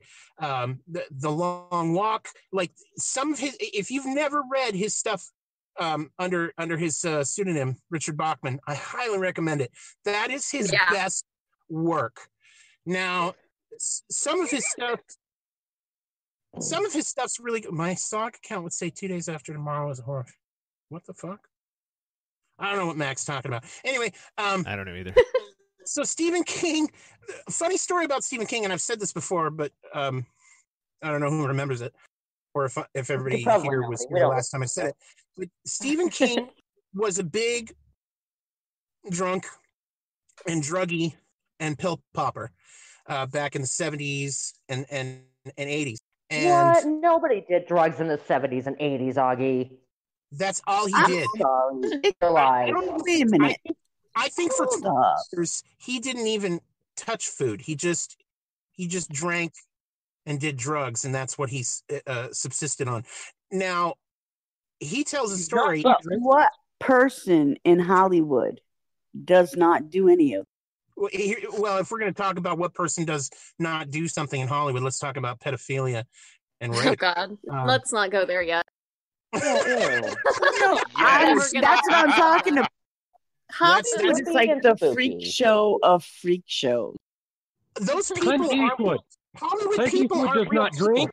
He does not do drugs. Wait, who does it? Angel's right, Clint Eastwood. Oh, I love Clint Eastwood. Listen, in the rest, he's conservative. He's not a fucking liberal. That doesn't fucking and matter. The rest, you said who in Hollywood? You said who in Hollywood? Clint Eastwood is in Hollywood, and he doesn't do all that shit. You're right. And You're the right. rest Sam of Elliott, the country. Sam Elliott is in Hollywood, and he doesn't do all that shit. Face is not going to like it, but Chuck Norris is in Hollywood, and he doesn't do all that shit. I'm just saying. I don't know that he's a conservative. He is. Oh, he's a big fucking conservative. Wait, who? Oh, thank God. Chuck Norris. Oh, yeah, he's a huge conservative. Like, very outspoken. I just know that he kicks people. But here's the thing.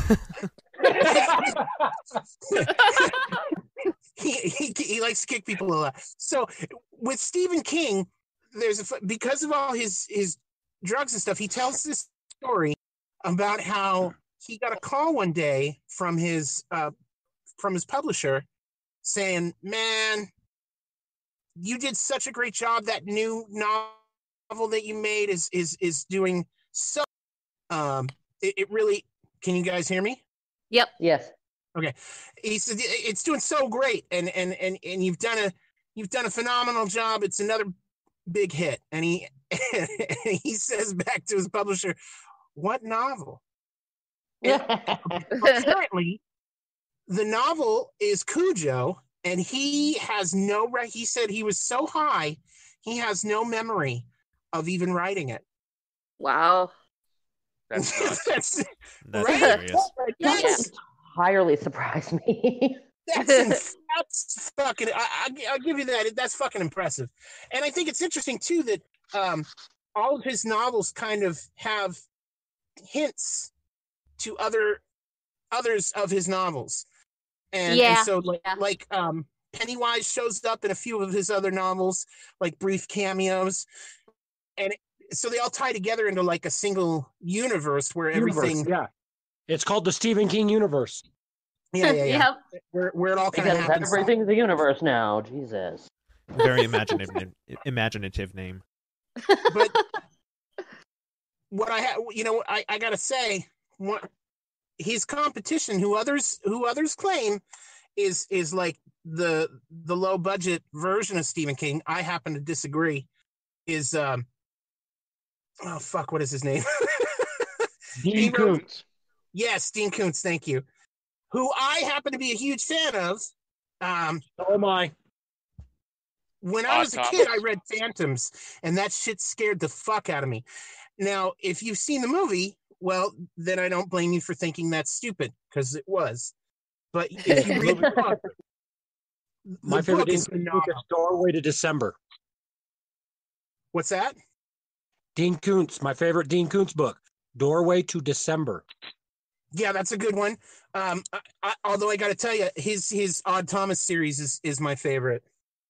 It may not be the scariest of his books, but they're fucking phenomenal. Like, here's my thing on Stephen King. Okay, I can watch Stephen King movies. I actually rather enjoy a lot of that. The only book I ever managed to make it through, though, was Pet Sematary, because I'll tell you, every single other book, by the time I'm at page 12, and now 10 and a half pages of that was describing the texture of the wife's vagina. I fucking can't anymore. I'm like, if I wanted to read like old lady smut, I'd read old lady smut. I'm trying to read some horror shit. Let's go. Like, when her vagina feels like velveteen, that's not scary. That's gross. Ew. Like, I'm not fucking kidding. Like, this is the shit that it was literally pages upon pages upon pages of it. Stop. Yeah, too much. King. I don't care that much about her vagina. Like, just it was soft and good is sufficient. I don't need goddamn chapter and a half about the texture of her inner labia. I don't care. Like, I don't get to touch it, so I don't give a fuck. Well, let's talk about the scene that they always leave out of it. Stephen King's It. Oh. They always leave it out, like they've made it 4,000 times and have always neglected it. Right? Yeah, the scene where all the kids get freaked out in the fucking sewers, and so the fucking girl goes, "Listen, guys, I've got a plan. I've got an idea. Let me fuck this is all pretty of solid." So there's like a fucking 11-year-old gangbang And nobody fucking bats an eye. Nobody fucking talks about that. Nobody's asking Stephen King, hey, why did you write the fucking underage gangbang scene? What was that about? Yeah, you're dealing with an interdimensional horror in a sewer, so let's run a train on an 11-year-old. All right. That makes sense. They never talk about that. They never talk about how, like, and I kind of feel like that needs to be a part of the other of the films and shit, because it really changes the dynamic of how all those other males look at that one female when you know, yeah, we all banged her. I know her inside and out, and that's. And Pennywise was lurking in the dark and is watching. Getting off to some voyeur stuff, like that's what he was doing. I was so young when I read that book. It was in the library, and I loved going to the library when I was little. And I was in 4th grade, and I got that book. I was like excited because it was all big and it was going to be a horror novel. And I will never forget reading that whole scene. Oh my God. I had a whole discussion with my mom about it afterwards because it really concerned me. How old were you doing with my life? See, I read that book when I was about 11.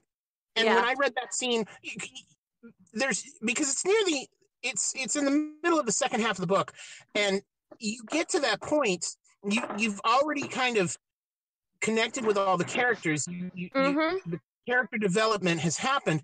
And so I felt like when I was a kid and I read that, it didn't seem all that abnormal, right? Like it felt like it flowed, sort of. Like I don't remember being bothered by it when I was 11. But then when you get older and you're like, wait a minute, did I read that? Am I remembering that correctly? That can't be right. And then you go back and you reread it and you're like, what the fuck is this? I'm just thinking of Pennywise getting cuffed by the Newberry cops, being put in a cruiser, and you got a police crew out. A reporter crew out there, where local resident dressed in a clown costume gets arrested for pedophilia.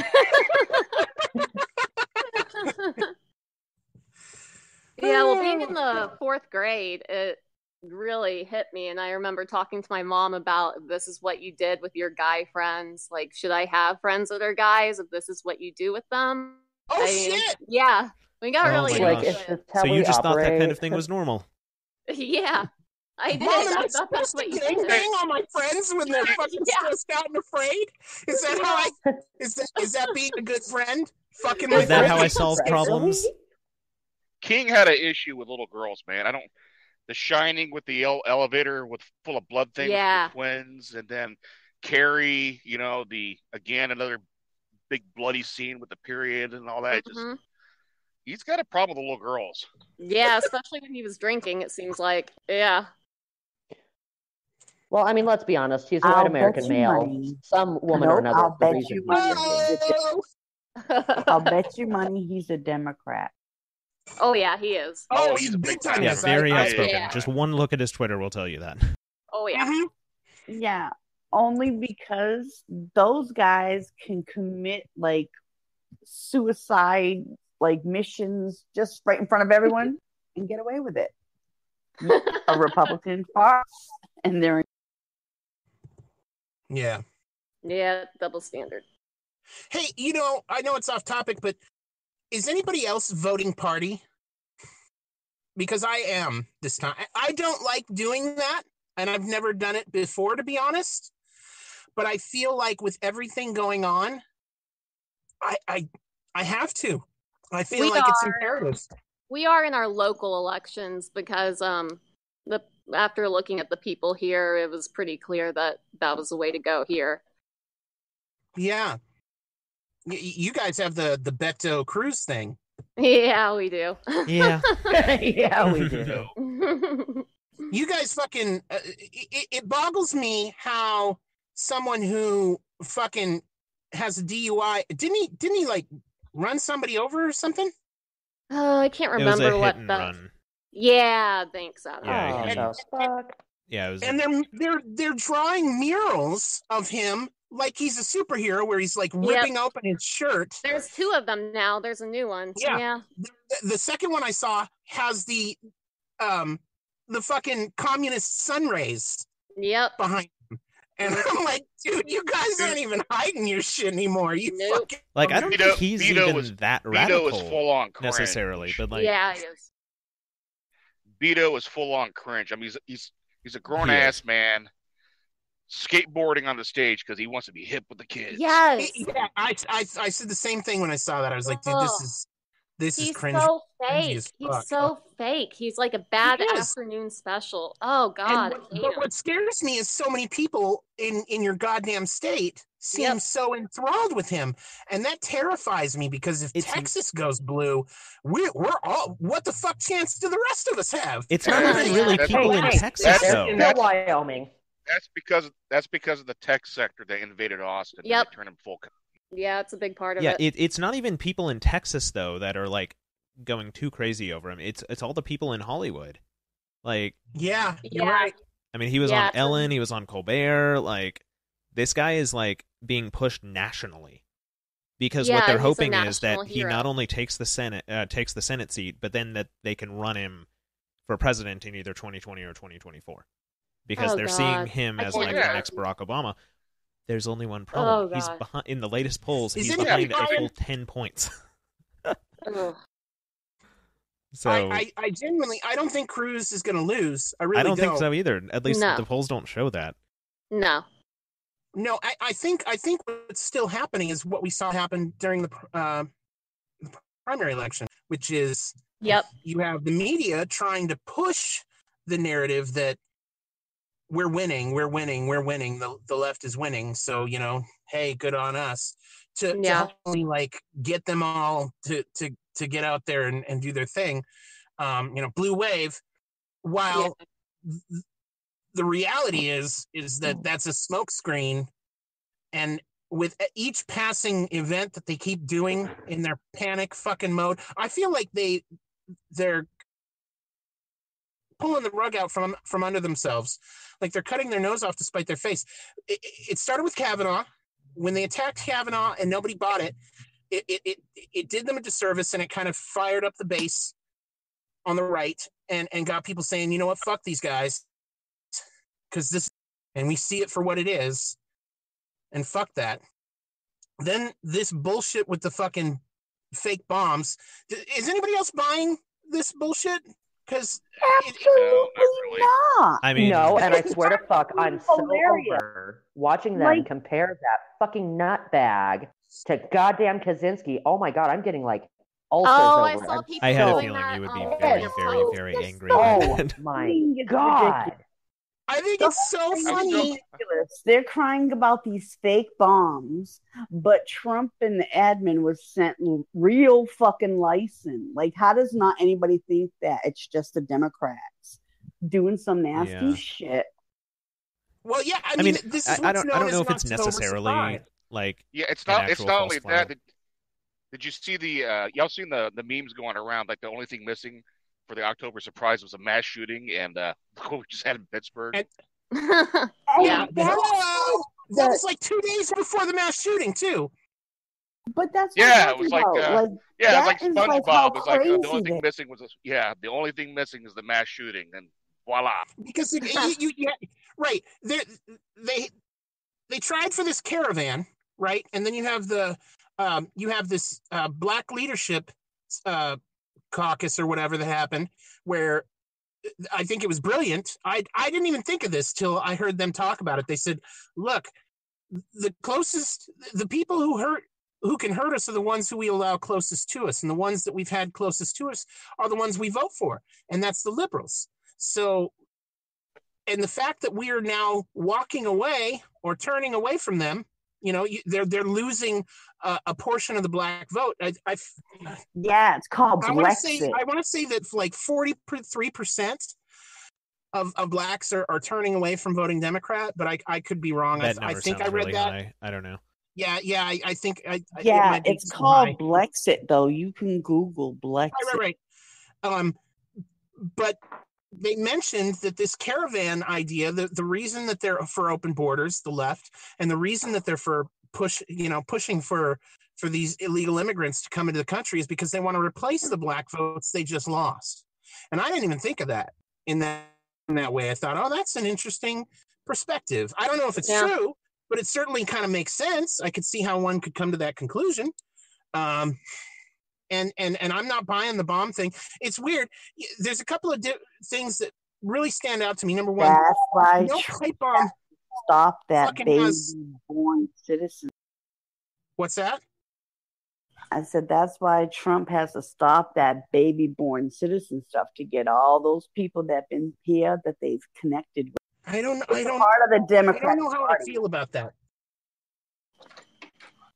I don't know how I feel about that. A parent, you should have a parent that's at least a citizen. What's that? You should have a parent that's at least a citizen to get citizenship. That exactly. Coming here and plopping out a baby. It was never supposed to be interpreted that you just come over here and plop a baby. True. True, and it's only us in Canada do it. Other countries give you citizenship that way. However, they don't do the one thing that we do, which is welfare. And so that's why they're coming over. It's only us in Canada who do that. Yeah, that's what I've heard. I've heard that the majority of other countries don't offer that citizenship, the free benefits of citizenship. Just because you go over there as a non-citizen and have a baby, they're like, well, that's your baby. That's not our baby. Yeah, it's a lot. Yeah. Absolutely, because we pay for it. Never been. The only reason they had that caveat in there was because of the slaves. Exactly. And it says in there that if you have any ties, if a foreign government can claim you if you were under foreign jurisdiction, then you were not considered a naturalized citizen. That's in the amendment, but they've interpreted it through the SCOTUS for so long, just saying, okay, well, if we just plop you out on American soil, you're a citizen. It's never the way it was supposed to be interpreted. No, no. I can go with that. Hey, I have a story I've actually been meaning to share with y'all. I need to take a picture of it and put it up in the group. So y'all know we live in a very small rural Texas town, population about 4,000. And they're a lesbian couple, but that has nothing to do with any of it. We have many gay couples that live here, and it doesn't matter. It's nothing. But this particular couple lives in a very cute house on the main road in our town that everyone drives by all the time. They have a cute little picket fence, and they constantly display their political and social beliefs. And they're stupid, and they piss me off sometimes. But right now, they have one of it's a painting of a little blonde girl in a little pink dress. And she has a look of surprise on her face because the Republican elephant is raping her with his trunk. Get out of here. What the fuck? No, I swear to God, on our main street in our tiny town. And what's even more messed up is our mayor is actively supporting that particular sign on Facebook lately. He's like a raging liberal, and I'm just shocked that in our little town that in rural Texas going on. Yeah, man, that's wild. What is this in South Texas? That shit would kind of Central never Texas. fly in Wyoming. Yeah, I guess you're I kind of think getting the overflow from Austin, but still, that's pretty bad. Yep, yeah. The people who can't afford to live in Austin anymore are here. Yeah. Yeah, I used to deliver all the way around there when I was hauling fuel. Oh, okay. Yeah. Cool. Out in the Liberty Hill area or Marble Falls. Oh, yeah. We're more east than that, but yeah, not too far away. We're like almost right in between Austin and Houston, but a little bit Austin. Oh, okay. Yeah. Mm-hmm. Yeah, I live near Fort Worth now, but yeah, I actually grew up in Killeen. That's where I'm at right now. All the way around the area. Oh, yeah? Yeah, I'm in Fort Worth right now.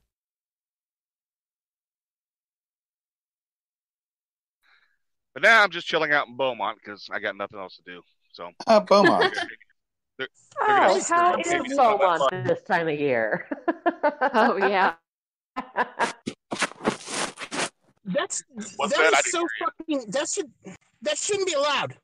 That fucking picture. Yeah, I know. That's That's horrific. disgusting.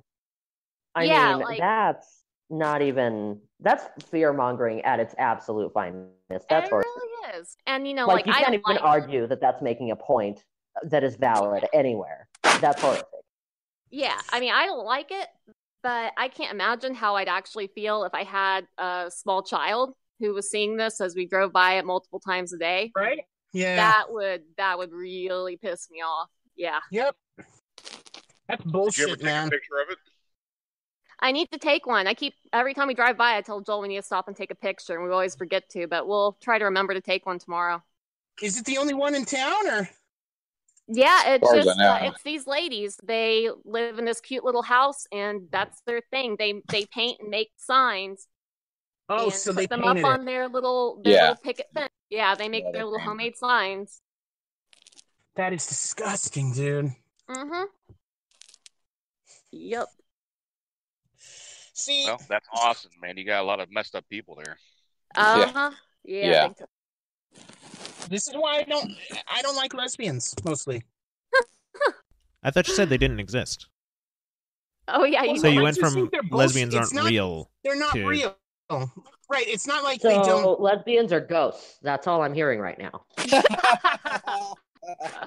And they're kind of. They're liars. Is what I mean by that. Like it's not. It's not a real Liars? thing. Yeah, lesbianism isn't a real thing. Like you're. Oh God! Don't get him started. No, don't. Oh no! I have got to hear this. No. Oh, man. He's gone into it. I think this will be the third time on this show, but Right? At least. No, it's more than that. It's more than that. third time since I've been a part of this show. Yeah.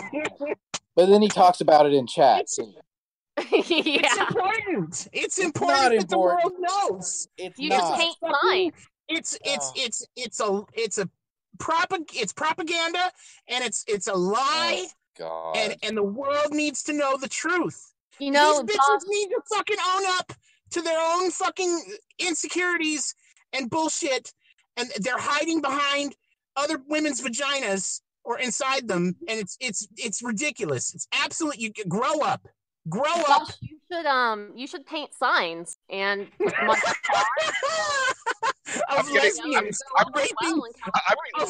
of lesbians raping little girls with strap-ons.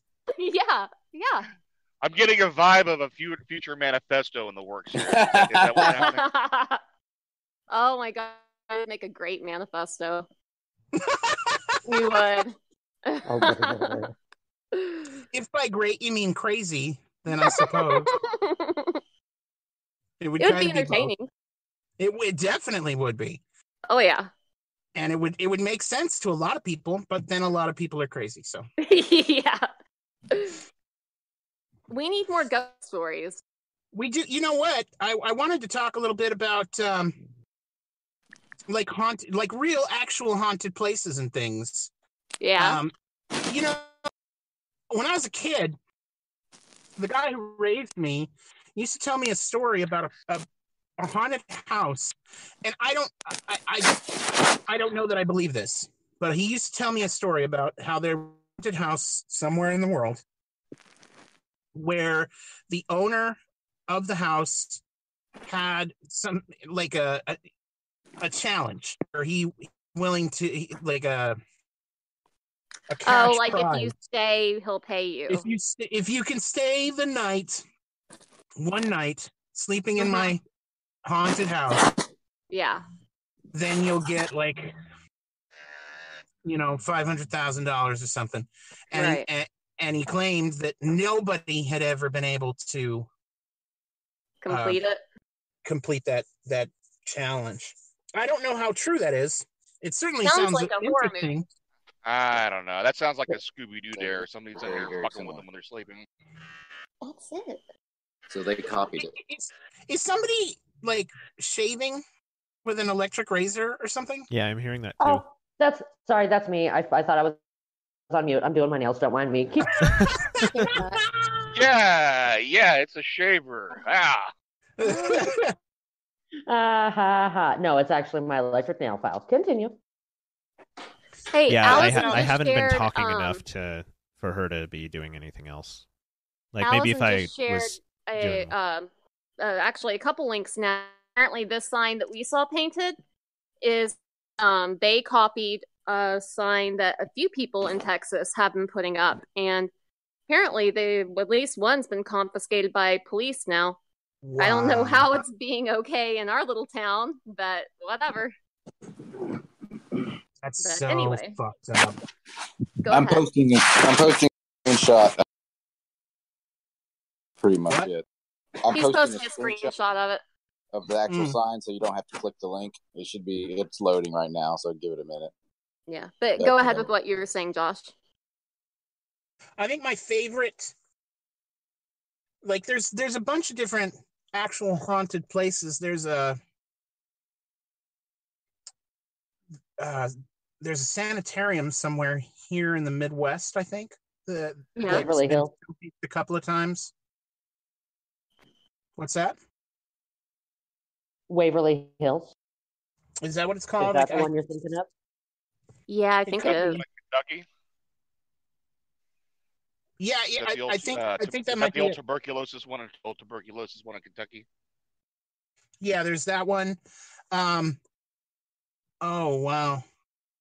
Oh, it's not nearly as detailed as in my head.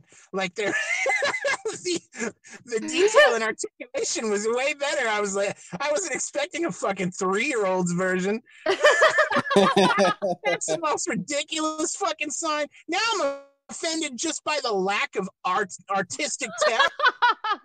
I rarely get a chance to agree with Augie, but I'm going to have to throw down on this one. Yeah, I really, in my head, that was so much more horrific. Well, that's not the sign, though. There were tears. There was a lot going on. And now I wonder if I'm the fucking problem here. No, like, Joel and Nicole, you said that this sign is different from the one. This is not your neighbor's, right? Right. No, this is not our neighbors, but our neighbors looks exactly like this. Oh, okay. Yeah. They almost certainly saw the story that it got pulled, or else they decided to copy it. Yeah.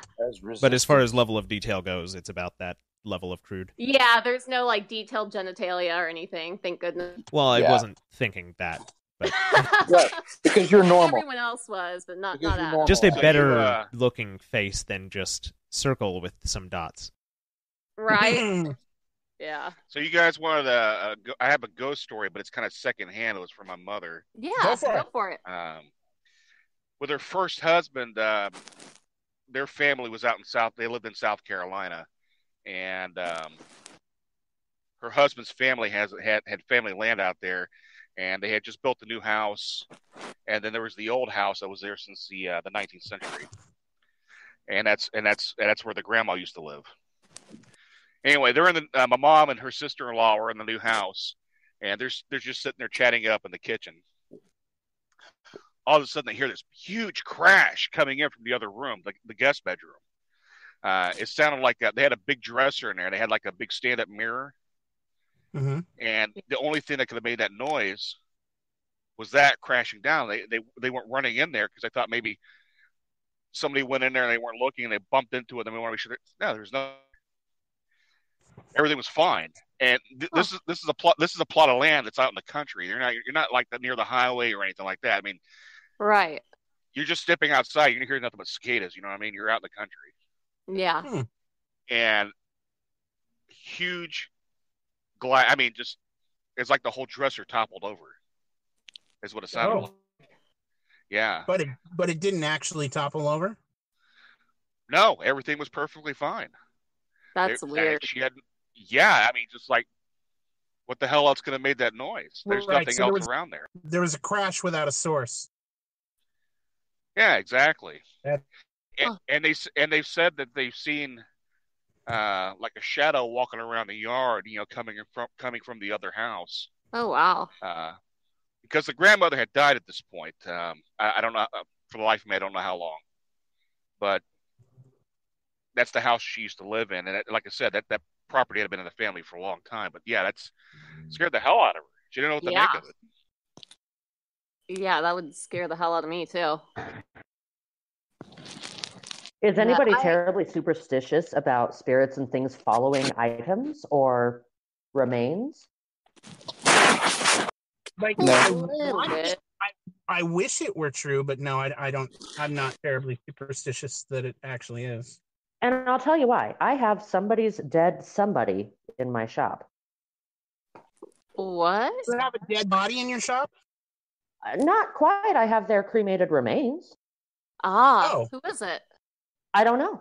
I just call him Uncle Herman. What do you mean you don't know? I mean, I don't fucking know, Augie. You were the only person that I would have ever expected to just have some random person's ashes just sitting there. How did you come to be in possession of the cremated remains of someone that you don't know? Right? Okay. So, have you ever had one of those movies that you could like write a story about, or one of those days you could write a movie about and just, make shit tons of money on it? Okay. Yeah. Me too. So Angel and I, we had fallen on some shit times and we lost our home. And so we took all of our stuff in quite a rush and shoved it all in a storage unit. Well, long story short, some shit hit the fan. They sold the unit before they were supposed to. So I called them and I was like, look, there's a lot of super valuable shit in that storage, but there are 3 items that I need out of it. They aren't worth shit to anybody except me because my father and brother are both dead. And basically anything that I had left of those 2 was in that fucking unit. I had one thing from each of them. And I had my stuffed animal that I've had since I was like 2 years old in there. So I told them, like, there's a lot of valuable shit. Get a hold of the person that bought the unit and I will pay them what they bought it for to have those items back. They can have everything else. I don't care. Right. So they call me back one day after going back and forth with them for what seemed like ages. They finally call me back and they're like, hey, this guy brought a bass.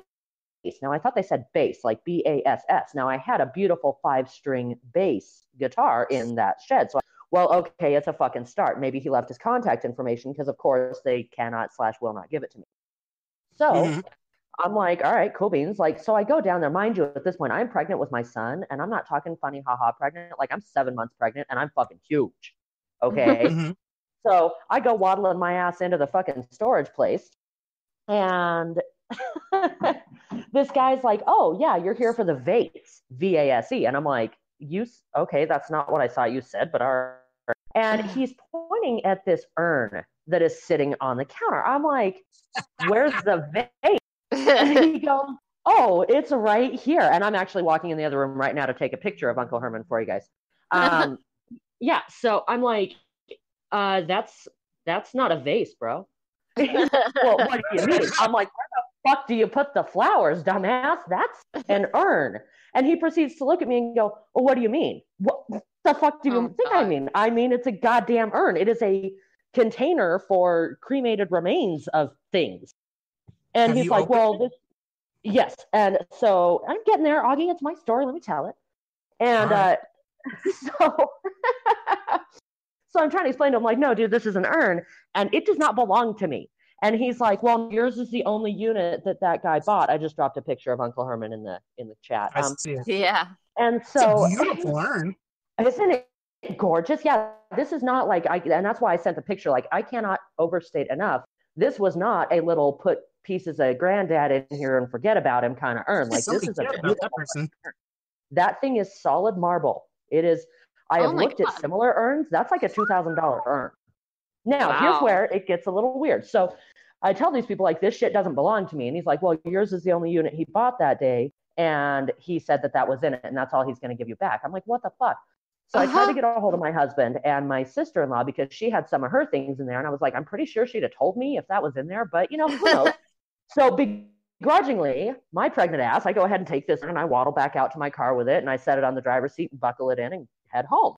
Well, my husband and sister-in-law are both like, no, we've never seen that. That shit doesn't belong to us. And I'm like, well, that's kind of what I thought. And literally for the next several weeks, I got that thing in the car more times than I can count to take it back. But every single time, and here's the thing, I'm not, but I do believe in a baseline respect for the dead.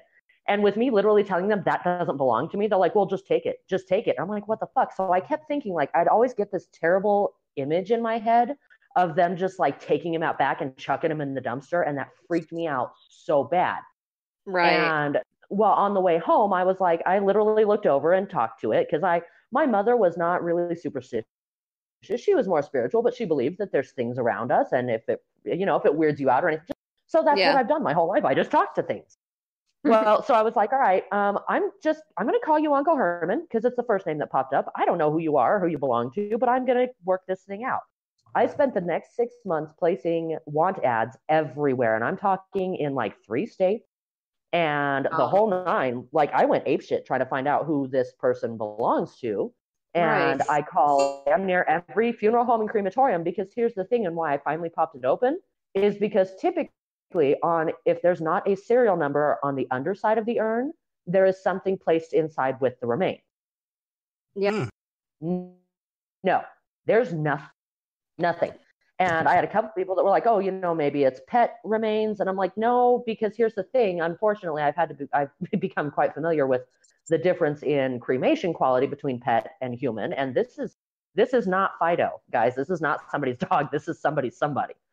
And so after literally like 6 months of searching high and low, and what astounded me was I'm putting in these, hey, this is weird, but I'm dead serious. Like there's an urn and this is where it came from, call to identify, because I didn't want somebody to just take it, crack it open, resell the urn, whatever. Like I wanted this thing to get back to who it belonged to, or at least be treated with respect in the meantime. Yeah. And I actually had a couple of hits. I had a couple of people that were like, oh, we're looking for this. And they're sending me pictures of these urns. And I'm like, this is a thing, but this one's not your dead. Like, and I took it to a couple of places. Missing dead people? Yes! Like, this is a problem. And so I literally, and I went to the places around town and I was like, recognize this? Is this something you just sold? Like, what the fuck is going on here? Nobody had a clue. So it came time for us to move out of the place that we were staying in when that happened. And I took Uncle Herman to the shop I was working at the time, so that I knew he was safe and not getting knocked around and damaged.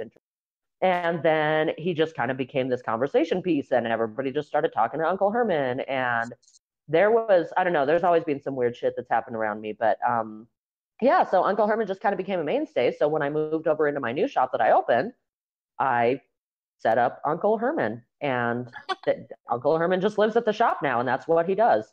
Yes, that's the story of how I accidentally ended up in possession of somebody's dead somebody, and we've still and I had a talk with him. By the time I took him to the shop, I was like, look, buddy, like I need you to know, like if you're listening, I tried.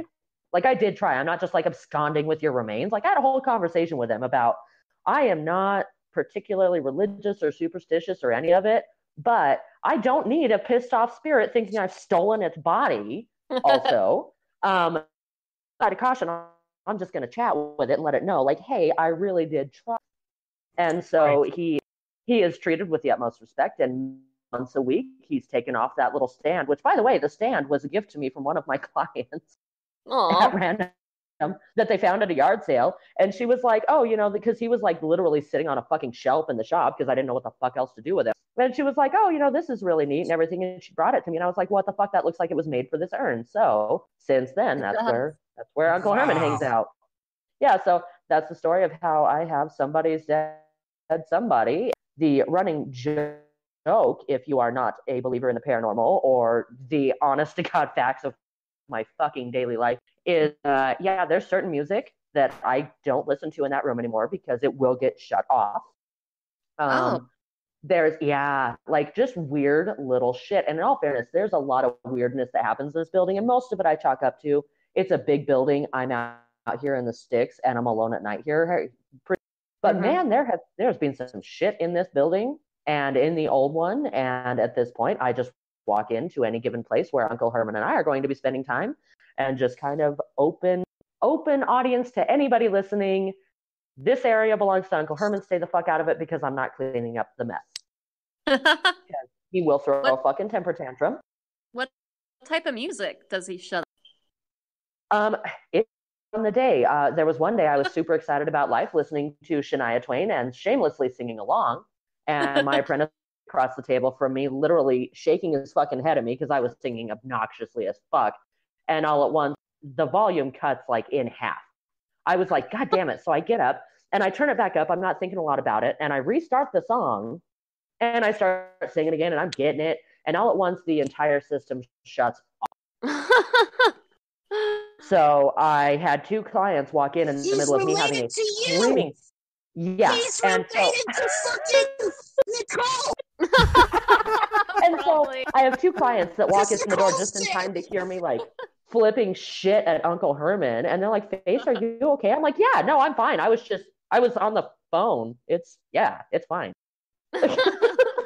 And I've got clients that literally, and I tell Uncle Herman good morning every morning when I walk in, and I tell Uncle Herman good night every night when I leave.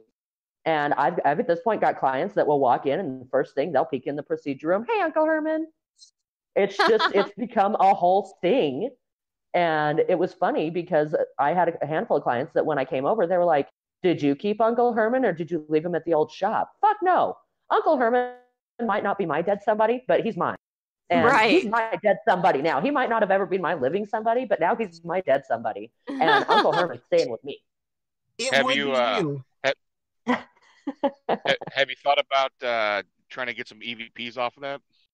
So in my old shop, we actually had a couple of ghost investigations. And because there was a lot of weird shit that happened there. We got some really bizarre recordings, but nowhere directly near Uncle. But I can tell you that he is very possessive over my exam table. And my husband's probably sitting here listening to this, head in his hands, shaking his head because he thinks I'm full of shit and imagining it. But I'm not kidding. Angel is very much a if I can't see it, it didn't happen kind of guy, which I respect. That's fine. I typically am the same way, but I have seen some weird shit over the course of my life, and I'm not even about that life questioning it. But I mean, I'll question it, but I mean, at a certain point, I'm like, all right, this is apparently where we're at. So I can tell you he's super possessive over my exam table. If I leave anything on there overnight, I will come into it dumped unceremoniously on the floor. I have made that mistake with open boxes of jewelry before. Yeah, that fixed that shit real quick. Nothing says fuck you like, 2,000 pieces of body jewelry everywhere. When I first got my artifact that hangs on the specific hair that I have to wear 24/7, my dumbass left that sitting on the exam table one night. It was made pretty clear to me that that was not acceptable. My entire exam table was moved. And when I say exam table, I literally use a medical fucking exam table, like a Ritter fucking exam table. It is not lightweight. It does not have wheels. It doesn't slide with tectonic plates in Wyoming. I came in and the whole thing was about 45 degrees off kilter. And pretty much everything that was on my counter that night was trash. Yeah, I got to come in and pick up gloves and Q-tips. You got to get some recording devices in there. Yeah, and here's the thing. What cracked me up, and I tried to tell the normal people who came in, because they were like, no, we've heard a lot of stories from your clients, and we've heard a lot of this, you should let us come check it out. And I literally said the words to them, you are welcome to come in here. However, understand, in this room, you will not pull the I've watched too many ghost adventures and start trying to yell at whatever. I flat told them, you get lippy at this one, I will kick you the fuck out. Because, like I said, this, Uncle Herman and I, we've done this for a while. We have an understanding at this point. I don't care how crazy I sound. Is that a thing? Is that something to do on ghost hunter shows? Yeah, they do the whole, if you're not gonna show up, they basically talk shit trying to rile them up. And I flat told them, you start trying that shit in here, I will kick you out. I'm not even kidding. I told them, anywhere else in the building, I don't give a shit. This room, you will be respectful. You will be reverent. I don't give a fuck. Well, one of them started trying to talk shit, and literally all of the equipment died and would not turn back on. So I didn't even have to kick them out because they left. And I told him, like, I wasn't kidding. You can't get lippy at Uncle Herman because I'm like, here's the thing. Like, there's a sense, like, I don't know, I can anyway. And I've had several clients that don't even know he's sitting in that room. Tell me like, oh, there's like, I can feel somebody. I don't know who. It's not bad, but it's somebody. And it turns out Uncle was a fairly accurate thing because a lot of people who don't know that he's sitting in there, like I've had nail clients just sitting in my lobby that have never been in my procedure room that have mentioned like, oh, there feels like there's somebody else in here, but not quite like a dad, but not quite like a brother, somewhere in between there. And I'm like, and it cracks me up every time because I'm like, okay, I'm not the only one that can feel this being around us. Like, okay, I'm not completely insane, and if I am, at least it's a mass hallucination, so that counts for something. Right. Sure. But yeah, so I mean, and that's it. And I absolutely demand that anybody that goes into our space is respectful of Uncle Herman and minds their God. And so that paranormal company came in one other time, and one of the girls walked into the room, my procedure room where I have Uncle Herman, to start setting up equipment. And I don't know what happened because I was not in there, but she walked out, literally told them, you guys can call me tomorrow, set down her camera and left. Oh, wow. She has not spoken to me since. I touched base with that group and she will not speak to them. She will not tell them what happened. Nothing. But she absolutely refused. And she was a regular tattoo client. Like she was in there like every 2 weeks getting tattooed by one of our artists. She refused to set foot in that building. She would not come in. Wow. And none of us ever got an answer out of her. She wasn't in there long enough to record anything, but they went through, her whole video camera and everything anyway. She would not go in, but also she was the one that tried to get fucking lippy at Uncle Herman the first time. So I, at this point, have just kind of accepted, no matter how random it sounds, that Uncle Herman is in here with me. And as long as everybody's respectful, it's all good in the hood. I can tell you that I get the distinct impression that Uncle Herman likes very specific scents. So when there is like unrest, there's actually a couple of very specific body sprays that I have that seem to calm shit right the fuck down. Specifically one that is like strawberry, which I won't wear. I literally keep buying it for Uncle Herman. Aw. And I know that sounds insane. I'm strangely okay with it. Do you feel like this feels like it fulfills some sort of need for you? I don't know about all that. I've got enough shit going on in my day. I don't really need extra shit to do. I don't know. It's certainly possible if I were really to sit down and like psychoanalyze the shit out of the whole situation. But I can tell you that I'm happy knowing that, even though maybe he wasn't supposed to be my dead person, that, I know that he's being treated properly and respectfully. And really, I think that's all anyone can ask after we die. Yeah. Are you familiar with the concept of the law of attraction? Vaguely, very vaguely. Yeah, it's basically where your mind is a transmitter, and your base thoughts are out there pulling in what you're thinking about. So maybe I think about dead people so much that one just came to me. No, not so much as that, but maybe. Oh, because that's super feasible. Well, I mean, kinda, I guess, in a way. So it's like if you're thinking about an idea and it's just like clicking in your head all the time, you tend to attract that kind of, without getting too metaphysical, energy to you. Mm-hmm. So that's why depressed people get more depressed. Happy people attract happy people. Shit, I need to start thinking that more seems about reasonable. Money. So, what kind of thought process would lead me to having somebody's dead somebody, I wonder? Well, I mean, it's triggered by having the urn and having a weird circumstance, and you've obviously attached yourself emotionally to it. Yes. Now you've named it. Yeah. It has a name now, so it's becoming more personified. And he says becoming as it's been 4 years now. maybe you're attracting characteristics to it.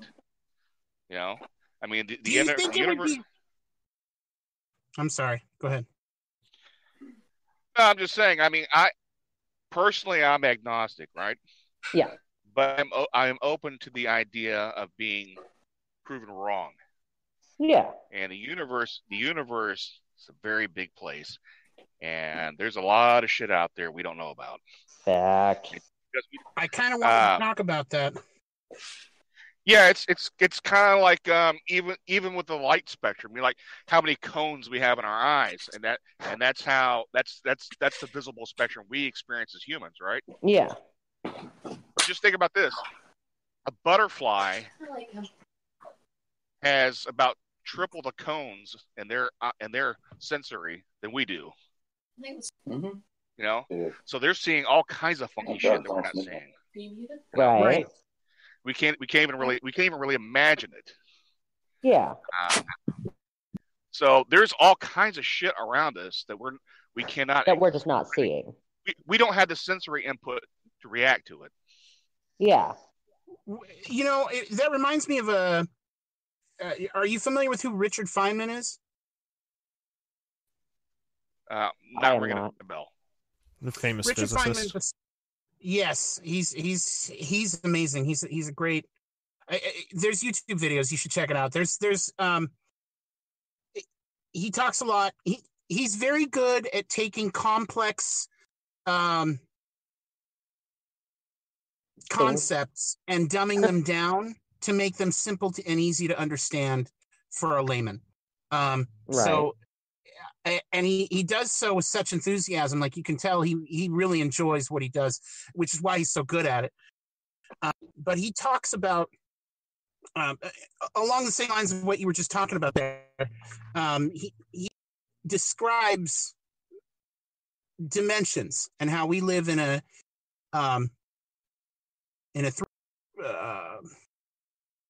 reality. Mm-hmm. And he says that, but that imagine something that lived in a four-dimensional reality, and how different that would be, and how incomprehensible. You know, how would we be able to even understand it or even know about it? Yeah, like we couldn't even deal.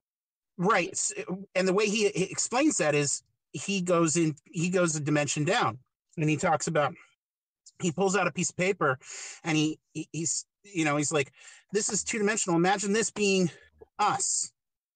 Like, let's say that this is the third dimension, and it's flat, right? And so we can't see, we can't look up or down. All we're seeing is what's on that paper. Whereas flat is the paper, and that's our existence, our reality. You know, imagine a being that is, like us compared to the paper. Looking down at the paper, we wouldn't even be able to see or comprehend, right? The thing looking down, because we're as flat as the paper. He does a much better job of explaining it than I'm doing right now. But I get what you're saying. Yeah. Right, Yeah. and I think that kind of coincides with or goes along with what you were trying to say. Yeah. No, see, and you touched me a little bit with that one too, because I will tell you, if I really have to like put down to brass tacks and be like, oh, what the fuck are you? I tell people I am agnostic, but I believe that there is definitely a whole lot more shit that goes on than we can readily see. So, yeah, no, that's there actually more things. Yeah, that's super interesting. I don't know, maybe it's as simple as I work late enough alone often enough that I needed a buddy to keep me company, and the universe was like, here's a corpse, this is right up. Yeah. Another way to put it is Wayne Dyer with The Power of Intention. Mm-hmm. He was on PBS a lot. I don't know if you've ever seen him, but he's passed. Right. But no, it just got me thinking, because Netflix has a documentary from like 2008 called The Secret. Yes. Yeah. The Oprah book. And oh my God. No, it's called The Secret.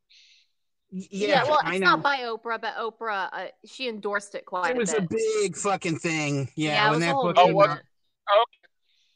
Yeah. Well, I Like, mean, I don't know how much I buy into like what you think is your reality to that degree, but I think it's a healthy mindset to have to at least get us to not be depressed shits all the time. I Yeah. agree. At the very least, you know. But Yeah. no, I mean, I do believe, and I don't like the term karma, but I do believe, and this was I have my mother heavily instilled in both my sister and I, which is you can only put so much good or so much shit out into this world before some of it starts to bounce back at you. Right. So that is kind of how I try to exist. I try to be decent to other human beings because maybe eventually somebody will be decent back. Exactly. yeah, but I think there might actually be a little bit something to that. I mean, because just I don't know. In my life, personally, I see a lot of synchronicities. You're Yes, thinking oh, I'm about huge on something, or synchronicity. you're. I mean, come on, you're thinking about someone a lot, and all of a sudden they call you. Yes, I You love that know, shit. just yeah, little things like that. It's like you're putting something out there. You're putting you got an antenna going off in your head, and you're attracting people, and they're attracting you to them. Yeah, It's Yeah. just very weird. yeah. That seems I'm not completely sure. reasonable. Yeah, I'm not sure it's like a religion, but it just seems like Hmm. maybe there's something to it. I don't know. I Maybe think like a I think it's definitely a philosophy. I That mean, I think it's basic universal energy, you know, which it's hard to say something like that without everybody thinking you're a fucking hippie. But I think that there's a lot of truth to that ultimately. Mm-hmm. I think there's a power to the mind and to the will, and I think we don't really know how to tap into that as much as we could. And I think for me, a piece of evidence of that is the Tibetan monks who live out in those snow-capped mountains. There's for a long time there was rumor that they were able to go out in almost nothing, like a half a robe, with no Yeah. shoes, and walk out into the snow and not freeze to death. And this was a rumor that goes back hundreds of years. And then somewhere in, I want to say the 1920s, there was a man. I don't know if he was American or European, but he was a scientist of some sort, and he brought, recording devices and whatever technology that was available to him at the time,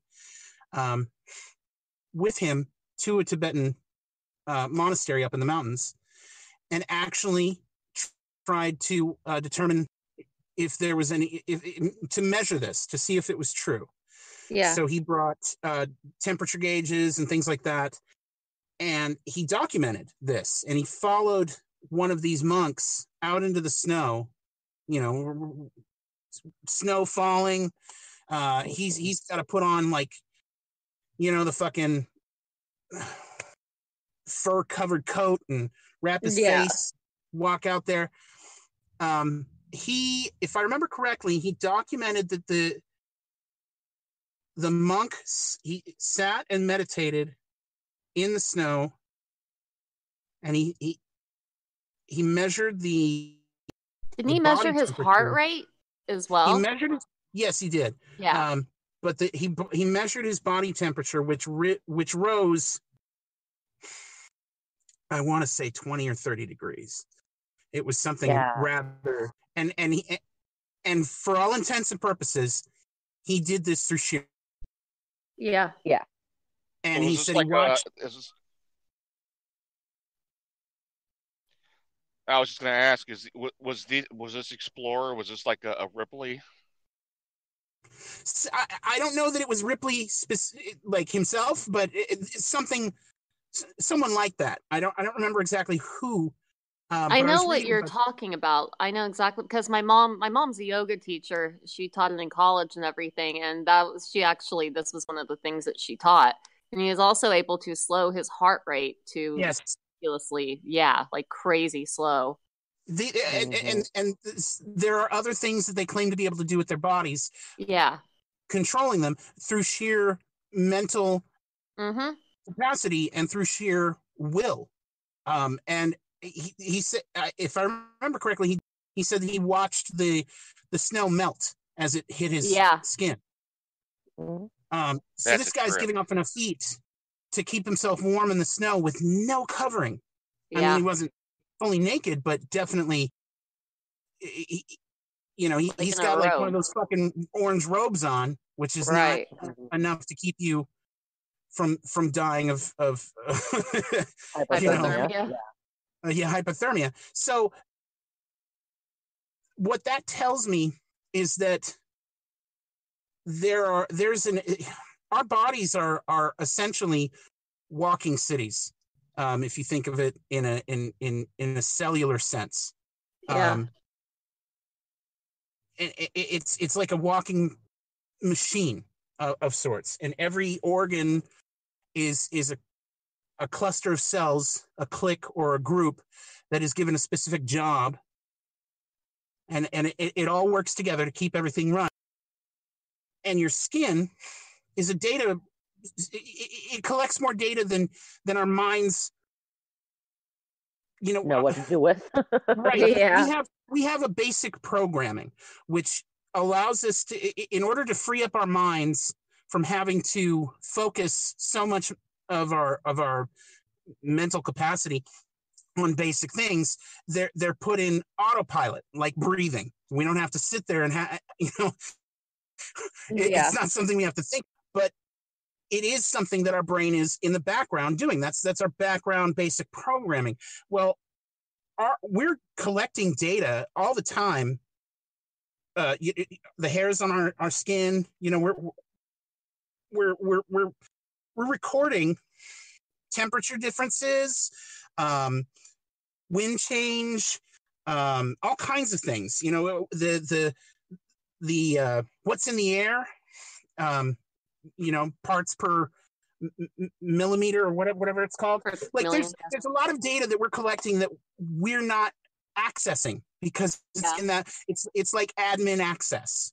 It's like autopilot shit. Right. So if you have a computer, typically like a PC, you have admin access, which typically the main user doesn't have access to, because you're not a programmer, you don't know what you're doing. So to give you admin access is to give you, it's too risky. You'll if you go changing things, you'll fuck up the whole system, and you need somebody who is a programmer to come in and fix it.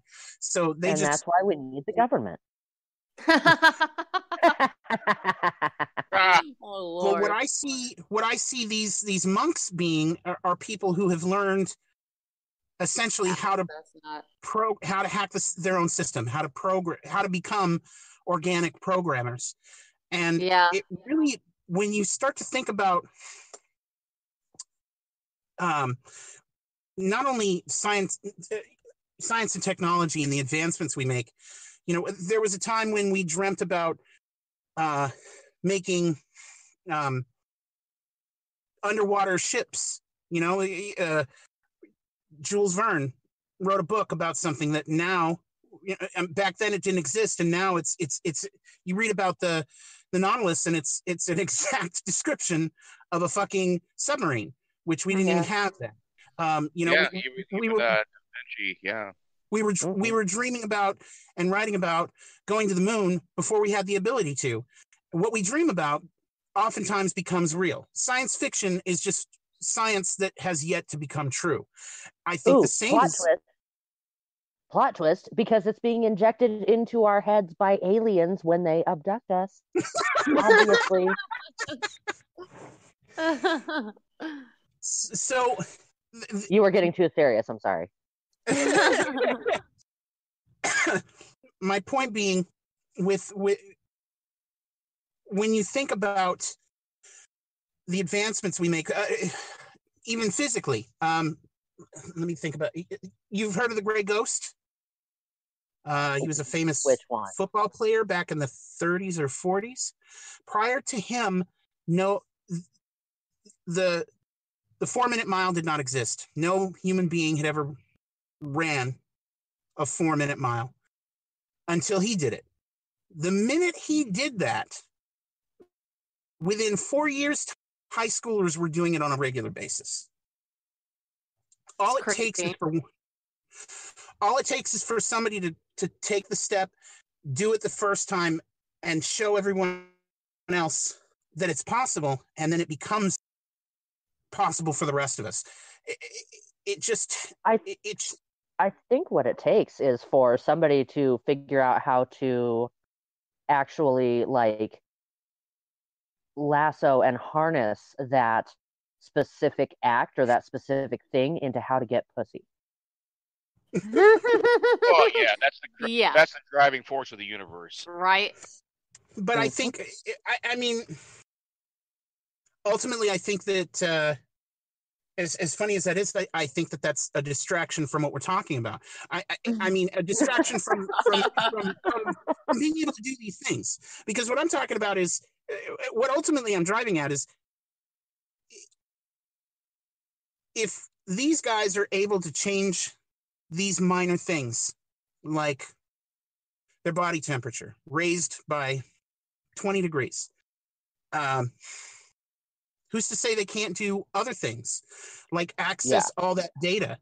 Or how about their internal organs? Imagine if you could alter your body's internal... Actually, I think that has been documented with the same type of monks, is being able to shift their internal organs and manipulate them to a certain degree. It was all part of the series my mom taught. See, that's interesting to me, because that's definitely... I hadn't heard that, but when I heard that they, ever since I heard that these monks could do those things, I thought, man, it's just one step in that direction. What if you keep... Where can it go? Down that path, what else can you do? Right. What other things that become possible? I mean, imagine being able to control the the enzymes in your body in order to develop poisonous sweat. That would be stellar. Right? Like, I know that's a crazy idea, but no, this is what I'm not. talking about. I'll have to find a link, Auger. Sorry to cut you off, but I just thought of it. Here a couple days ago, I was sitting in my leisurely bath with my 100-pound dog in my lap, and I was watching this crazy interesting show, and I think you'd really get a kick out of it. I'll have to find it. It was on YouTube, and it was about like government-funded metaphysical experiments as it could potentially apply to like espionage and war. MK and Ultra. it was... No, I'm talking as recently as like 2016. Yeah. You think MK Ultra was shut down? No, but I mean, like literally having like training exercises and like funding this research where they've got, these supposed psychics in, and they're like trying to have them access information across the world and like crazy shit like that they're like, we had a little bit of success with this information. And it's cool to me that even, something like the government is like, hey, maybe this is a thing, we should possibly fund this. I'm like, that tells me that it's possible that, we're not all goddamn crazy, that there's definitely shit that goes on that we cannot explain necessarily. And I will. Yeah, so I didn't mean to cut you off, Auger, but I just realized like I needed to mention that before I fucking forgot it, because I'll see if I can find that video I was watching, because there's a lot of very interesting information on it, basically along the lines of what you're talking about, but how like specific governments were actually funding these programs to try to put it into play to kind of level the playing field, as it were. Like the Russians were really like at the forefront of it, because of course they're fucking Russian. They're like, hey, we can get some psychics up in there doing some shit, guys. Well, and to be honest, it's called remote viewing. Thank you. Yes. See, I knew somebody in here would be like, oh, this is what you're talking about. Yeah, it's super interesting shit, I think. Yeah. I don't know. My big thing has always been about perspective, kind of like what Auger was talking about with the paper, and you wouldn't know what height was, for the third dimension. Yeah. And it just seems to me that going through history, you have a lot of religions and you have a lot of wise people. They weren't as technologically as advanced as we were, but they were big thinkers, and they always had that thing as above as a below. It's about perspective. What happens below is happening above. Yeah. Yeah. So, and I know I can't be the only person that's made this correlation, but it's like when you get down to the atomic level, how it's similar to our solar system, the way the universe is. Uh, you got the attractions, you got the neutron and proton and all that, and you got the electrons whizzing around, kind of like the sun. Even visually, the similarities are striking. Yeah, and it's like if you extrapolate that out from where we're at, we could be a part of a larger being too. Just like, yeah, the idea that it's like to take from your example. It's like, see, I always saw each person's body as in their own individual universe, and we could be a skin cell of a much greater being that makes up the universe. And that just kind of, I don't know. It just right. The microcosm macrocosm effect. I absolutely agree to a certain degree. I think my spirituality exists in that phrase. We are the universe experiencing itself. Some people use that as a joke, but I think that there's some truth to that. And I think that for me, it's curious to me how the more science advances, the more it seems to prove some of the old ideologies. For example, like Buddhism, which isn't so much a faith. Well, I guess it's a faith, but I wouldn't call it a religion, so to speak. An ideology. With their ideas of death and what that is, and universal connection. You've got science now, astrophysics, learning things about the fabric of the universe that kind of ties into what they were saying, 1,000, 2,000, 3,000 years ago. And then you take into account, let's talk about frequency and how everything is essentially a frequency. Light has each different type of light has a different sound frequency attached to it, and everything essentially is frequency. The thing that's keeping us our cellular structure tied together is frequency. Each of us has our own, and the curiosity there is that was something Tesla spoke about. If you want to learn about somebody who was super fucking brilliant, then you need to know about frequency. And the curious thing there is, have you ever seen somebody take sand and they put it on a flat surface like the top of a drum, and then they hit that drum with different frequencies, and the sand will coalesce into patterns? Have you seen that? Yeah. Electrical currents and stuff. Yeah.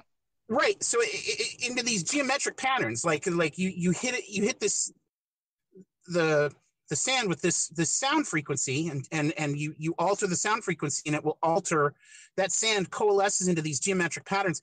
Some of those geometric patterns happen to match identically with the old geometric patterns that you see in old mosques and old churches and sacred geometry. Right. Which, it's hard for me to believe that that's a simple coincidence. Like how can that be that they would know about those patterns? Aliens. Unless and that's not they entirely knew something about frequency. Which, Yeah, it's a trip. I mean, it just goes back to the point where science is catching up with a lot of these used to be cuckoo theories, Right, it's just, the old mystic ways. It's just it's like they're delving into the quantum realm now, and they're showing how reality breaks down, where cause is happening with or effect was happening without the cause, or things are popping into existence that weren't there before, but maybe it was only popping into existence because that space was being observed. Yeah. How do you guys feel about ancient astronaut theory? The what? You talking about Theory of the Gods? I'm sorry. What? You talking about Chariots of the Gods? I mean, not solely. I mean, literally all ancient astronaut theory, where, they've come down and helped us out before, and now we're just like, meh, didn't happen, because we're ungrateful. Oh, ancient astronaut. I didn't hear you. Well, I mean, it's just as plausible as a guy turning 2 fish and a couple loaves of bread to feeding, a couple thousand people. See, I personally find ancient astronaut theory to be vastly more plausible than pretty much anything I've read in the Bible. But well, I mean, if you think about it, I mean, what evidence do you have? I mean, what evidence is there that makes that more plausible? Okay, so I'm going to lay it out this way for you, Augie. I find it much more plausible that we are not alone in this vast fucking universe than that there's some invisible man in the sky pulling all the strings.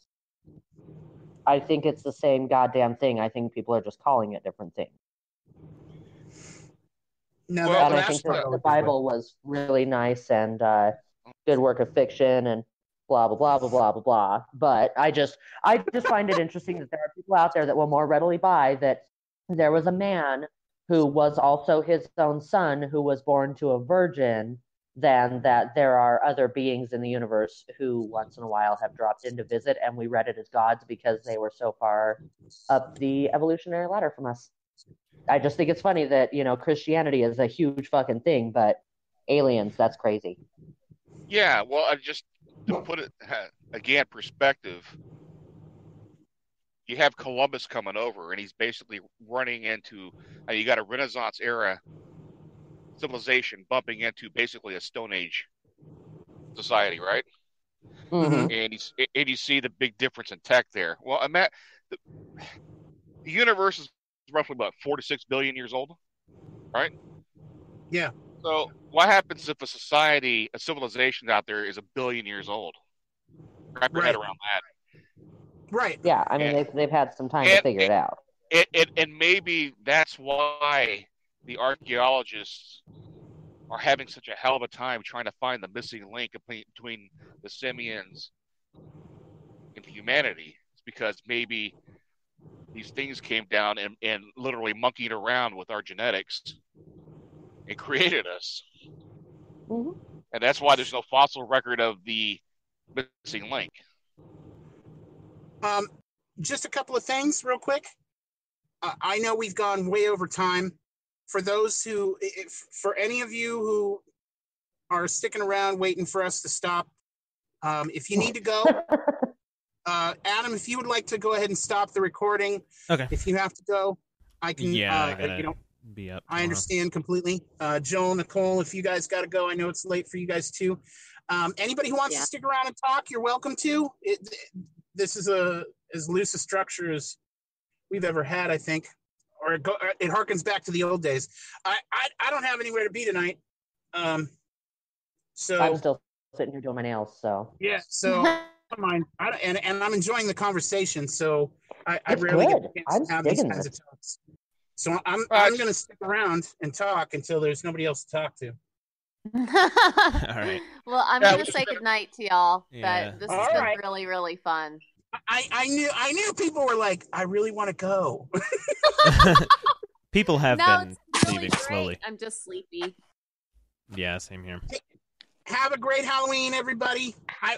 You know what I wanted to talk about that I didn't get a chance to was, and I even did some research prior to it, was Skinwalker Ranch. I really wanted to talk about that because it kind of ties into what we're talking about now.